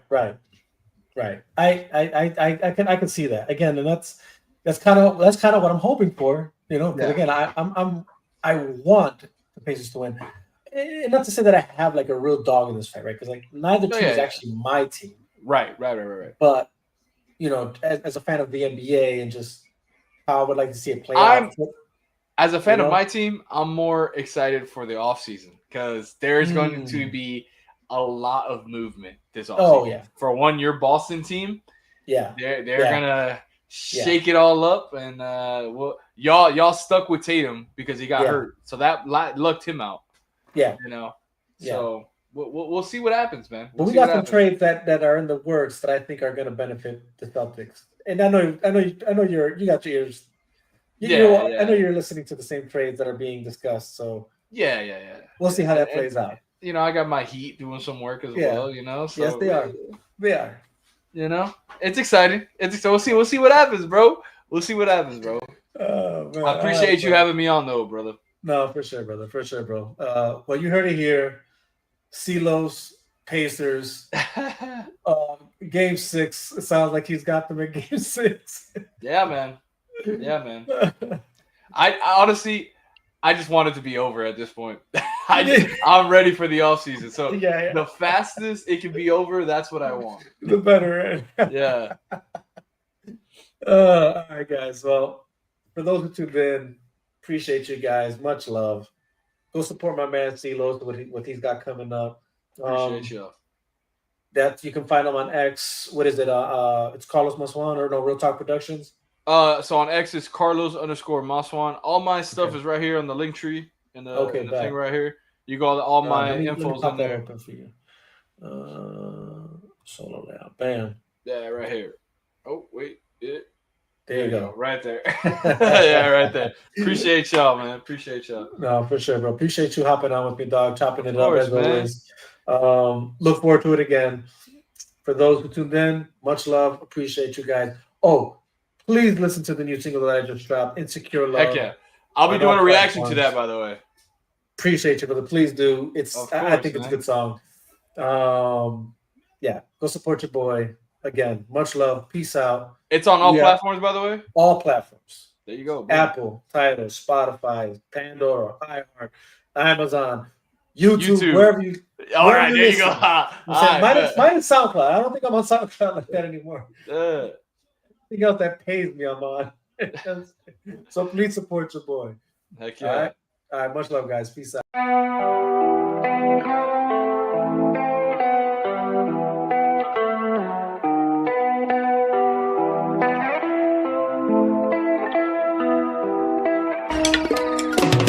Martial arts, karate, I bust you down like Itachi. Cause you your jit and Hachi. Trick kamikaze, I'm talking the bodies as I go strip Raleigh. Y'all niggas can hardly be me, I'm not part of the sea. I'm part in the sea like Moses. No psychosis or hocus pocus. I put importance to stay focused. Ignore all the BS on my timeline. I throw a lifeline for those thinking I ain't about mine. Hit you upside your head with a tie iron. Can't be your time if it's my time. The set to be patient, I'm patiently waiting. It's driving me crazy cause lately the odds that I'm facing is basic and basically tragically hating. Anticipating my fall. They want it all for themselves. So I make the call, no need to stall. I go and get them all off of the shelf. I take affirmative action, I'm blasting and laughing of how you reacting to my satisfaction of cashing injections and Benjis and Wilsons. The life that you always imagined. From the goal.